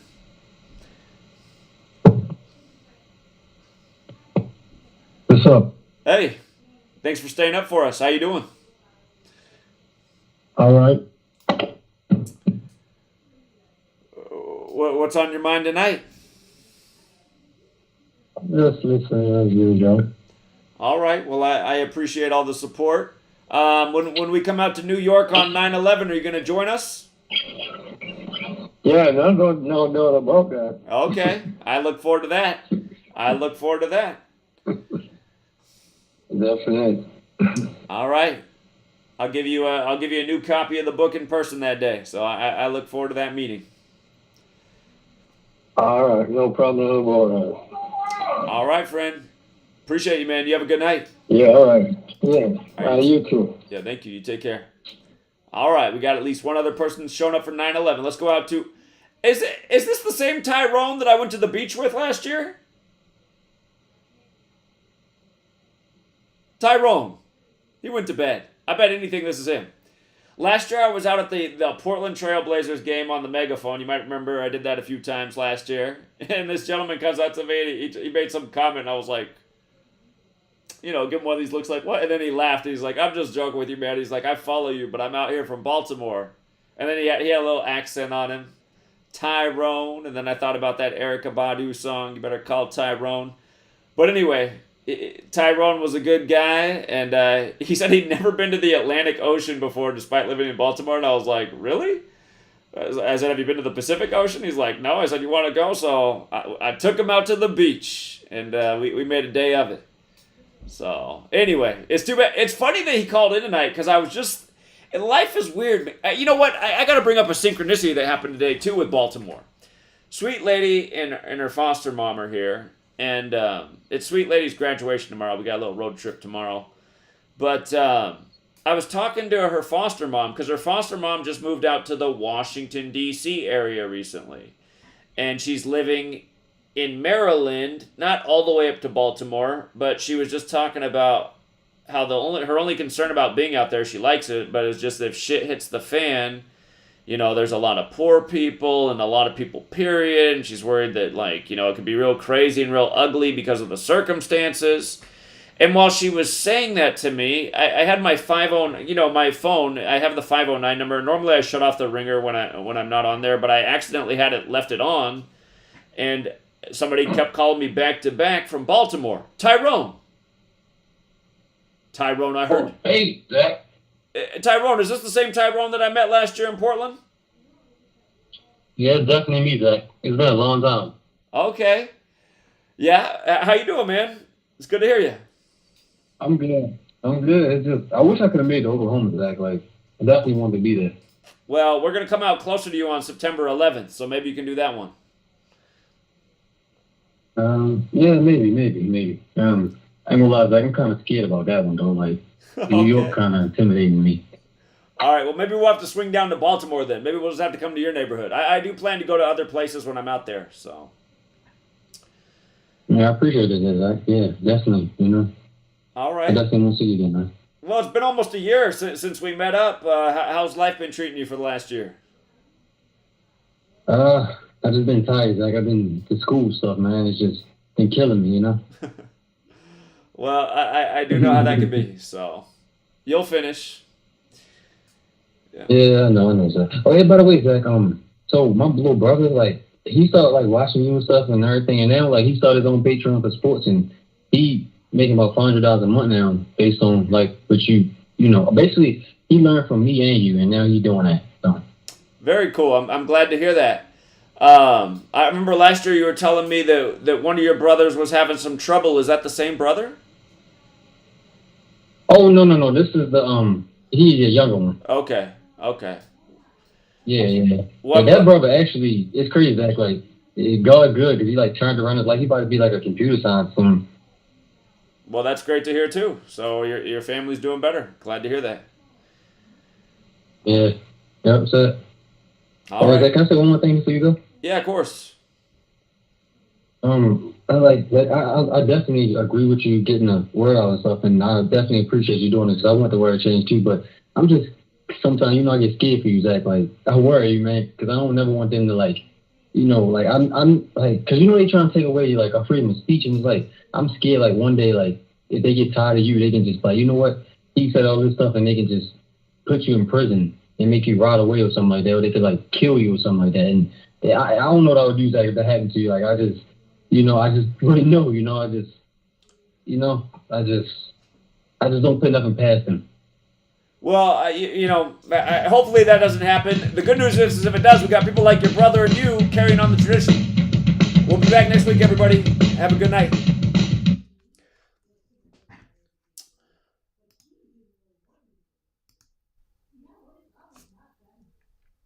All right, we ran out of show, but I did want to just finish the weird synchronicity that happened. So she's talking about, living out kind of by Baltimore. And while she's telling me that, the phone just starts ringing, and I wasn't picking it up because I was talking to her, but I just know someone kept calling from Baltimore. They called multiple times, and I was like, okay, this is just too weird. I got to take the call. And, it was a young guy. And what's funny is he was watching truth videos on the Odyssey platform, and he was watching somebody else's channel, and they had a small clip of me in the video. And if you can believe it, it was a compilation video. Somebody put a compilation video together with me and Richie from Boston, I guess. But anyway, you know how much I love Richie from Boston. But anyway, in the compilation video, the 509 number was up on the screen. So he just decided to call the number. It was the first time he's ever watching anything from me, and he just wanted to see if anybody would pick up the phone. And then, so I ended up calling the number back. And he was just saying, he's a young guy, and he's waking up, and he's looking for information. And he just came across my work, and he wanted to see if I was a real person. But I was like, this is weird because, she's here. She's talking about how she likes the area over there by Washington, D.C. She's just worried that if, shit hits the fan, it might get crazy. Then, like, somebody starts calling at that moment from that geographic region of the world. And then it turns out they're a young person and they're worried about what's going on and they're looking for information. They might be listening right now. But then what else is weird is that happened today. And I mean, I'm not making this up, you guys, but I was just really thinking about Tyrone, who we just talked to, who you've never heard his voice ever before, I don't think, on this program. Unless I'm mistaken about that and he called in a long time ago, but I'm not sure he ever called in before. But I was just thinking about it because I was like, man, it's been almost a year since Tyrone and I went out to the beach. You know, we had a nice day together, Tyrone and I. We had all sorts of conversations. First time to the ocean for Tyrone. And, yeah, you know, he showed up and at the Blazer game. It surprised me. And he heckled me at first. I thought he was like somebody just that showed up and was just like, what's wrong with this guy? I can't remember what his first remark was, but I was like... He's like, I'm just joking, Zach. He's like, I follow you, man. He said, you know, Zach, you're capping though sometimes. That's what he said. I said, okay, whatever. But anyway, by the way, the other thing that I got to say, the only person who's ever seen me in a slave muzzle in this world is also Tyrone. Because that day he wanted to stop by a bookstore. He really wanted to get a book. And they weren't going to let us in unless I put on the slave muzzle. And that was the only time I put it on. Just because I was like, okay, he really wants to get the book. These people aren't budging on their slave muzzle policy. It was the only time I put one on. So the only person that's ever seen me in the slave muzzle is Tyrone. But anyway. What a strange world we live in. It's Synchronicity City. So anyway.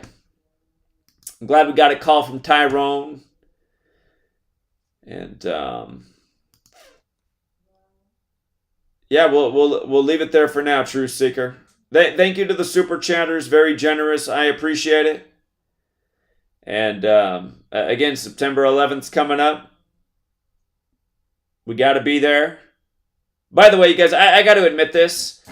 I think the book I've been working on, I think I'm gonna just like shelve it and finish it as a later project. I think I'm actually gonna rewrite the book and go back to the original plan of keeping it to 50 pages.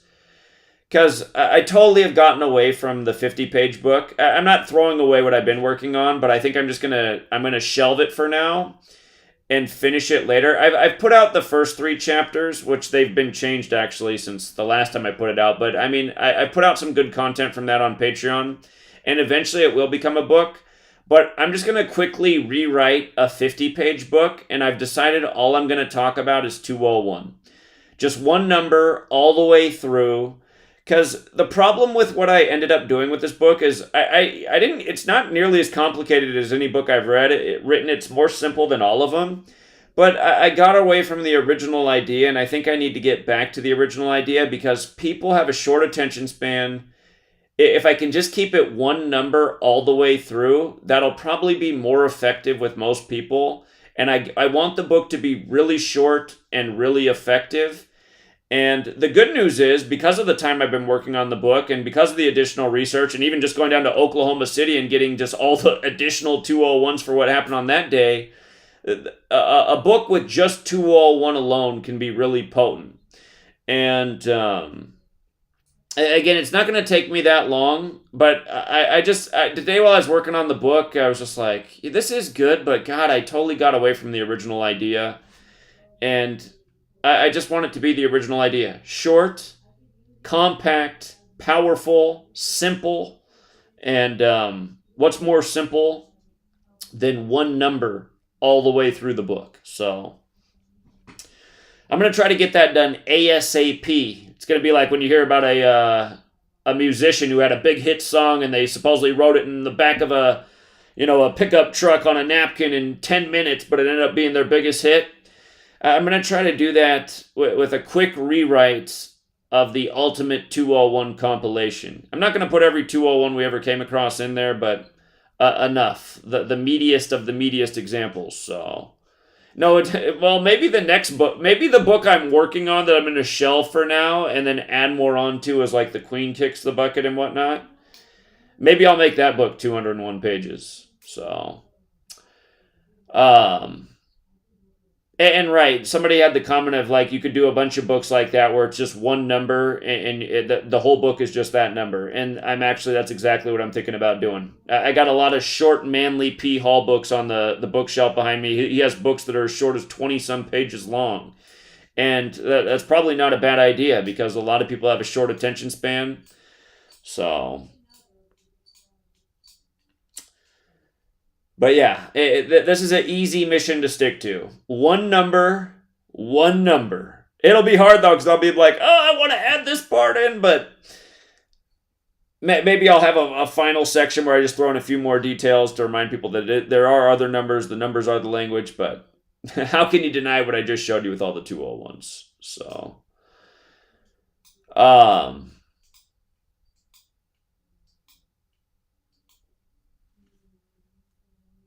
yeah, exactly. I just know from talking to people in person, and if I do end up modifying the idea slightly, I might also include 102, because when I explain things to people in person, I just stick to 201, and then maybe I throw a 102 in. That doesn't seem to throw them for a loop. They're like, okay, I get that, the reflection of the number. So if it goes beyond 201, I might throw some 102s in there. But, yeah, we have so much content on 201. It's undeniable. There are parts, though, where I'll be like, oh, God, but, Captain Tom, he was knighted on 17-7 and died 201 days later because the Jesuit orders 177-201. I'll debate on making little minor notes, but anyway, if it's just mostly one number all the way through, I just know a lot more people that will get it. So, yeah, I might do a bunch of short books with just one number, because it seems that you got to keep it simple for people. We got a short attention span age. People aren't good with numbers. One number is easy to grasp. Abortion leak is 201, huh? They've been coding 201 on some of those abortion things that they've done lately. So, all right, you guys, we'll leave it there for tonight. Again, thank you to everyone who tuned in. Thank you to everyone who hit the like. Thank you to everyone who shares the videos. Thank you for everyone who spreads the work. Thank you to everyone who pledges $1 a month on the Patreon. And it seems like that fell on deaf ears because I think my Patreon count went down from last night to today. And I'm like, are they messing with me? Seriously? I lost Patreon subscribers from yesterday? My God. We're on a bad roll right here. It's weird. I would think support would be up after what we just did in Oklahoma City, not lose a third of the support in the month, but it is what it is. We will continue the journey forward, so anyhow, that's all for now, Truth Seeker. We gotta. You probably won't hear from me much tomorrow because I have a long drive tomorrow. We got a long drive. Sweet lady tricked me. I thought her graduation was a couple weekends ago, but it's actually tomorrow. So tomorrow we'll be driving all over the place. I will be back Friday. Friday we'll go over the Kentucky Derby. Again, the notes are up for Kentucky Derby on Patreon. Really, the thing, for those of you guys who are big on the Kentucky Derby, the thing to keep an eye on is what the jockey stats are and the trainer stats are on Equibase going into the day of the main event. So keep an eye on those numbers. And last year they waited to update them until like 1 a.m. If you guys recall, I had to do we did call Medina Spirit at about 3 a.m. the day before the race. Once they updated the numbers, I said, oh, it looks like Medina Spirit all the way. Don't forget, Medina Spirit had the only jockey coming into the day with 201 races on his belt, and then Medina Spirit ended up dying on the 201st day of the Ignatian year. Of course, Run for the Roses is 201 like the Jesuit order. And we're thinking about where they race at, Church Hill Downs. But, again, the Jesuits served the Catholic Church. So, we'll leave it there for tonight. Have a great rest of your evening. If you're in that other part of the world, have a great day. And I'll try to put out something tomorrow. But, again, I'm going to be driving most of the day. I got 8 hours of driving tomorrow, 4 hours each way. Or maybe it's not quite, it's like 3.5 hours, so probably about 7 hours of driving. And then, plus we got the graduation ceremony, so, I mean, it'll be a pretty full day. But I'll try to put out something if I can. All right, everybody. Till next time.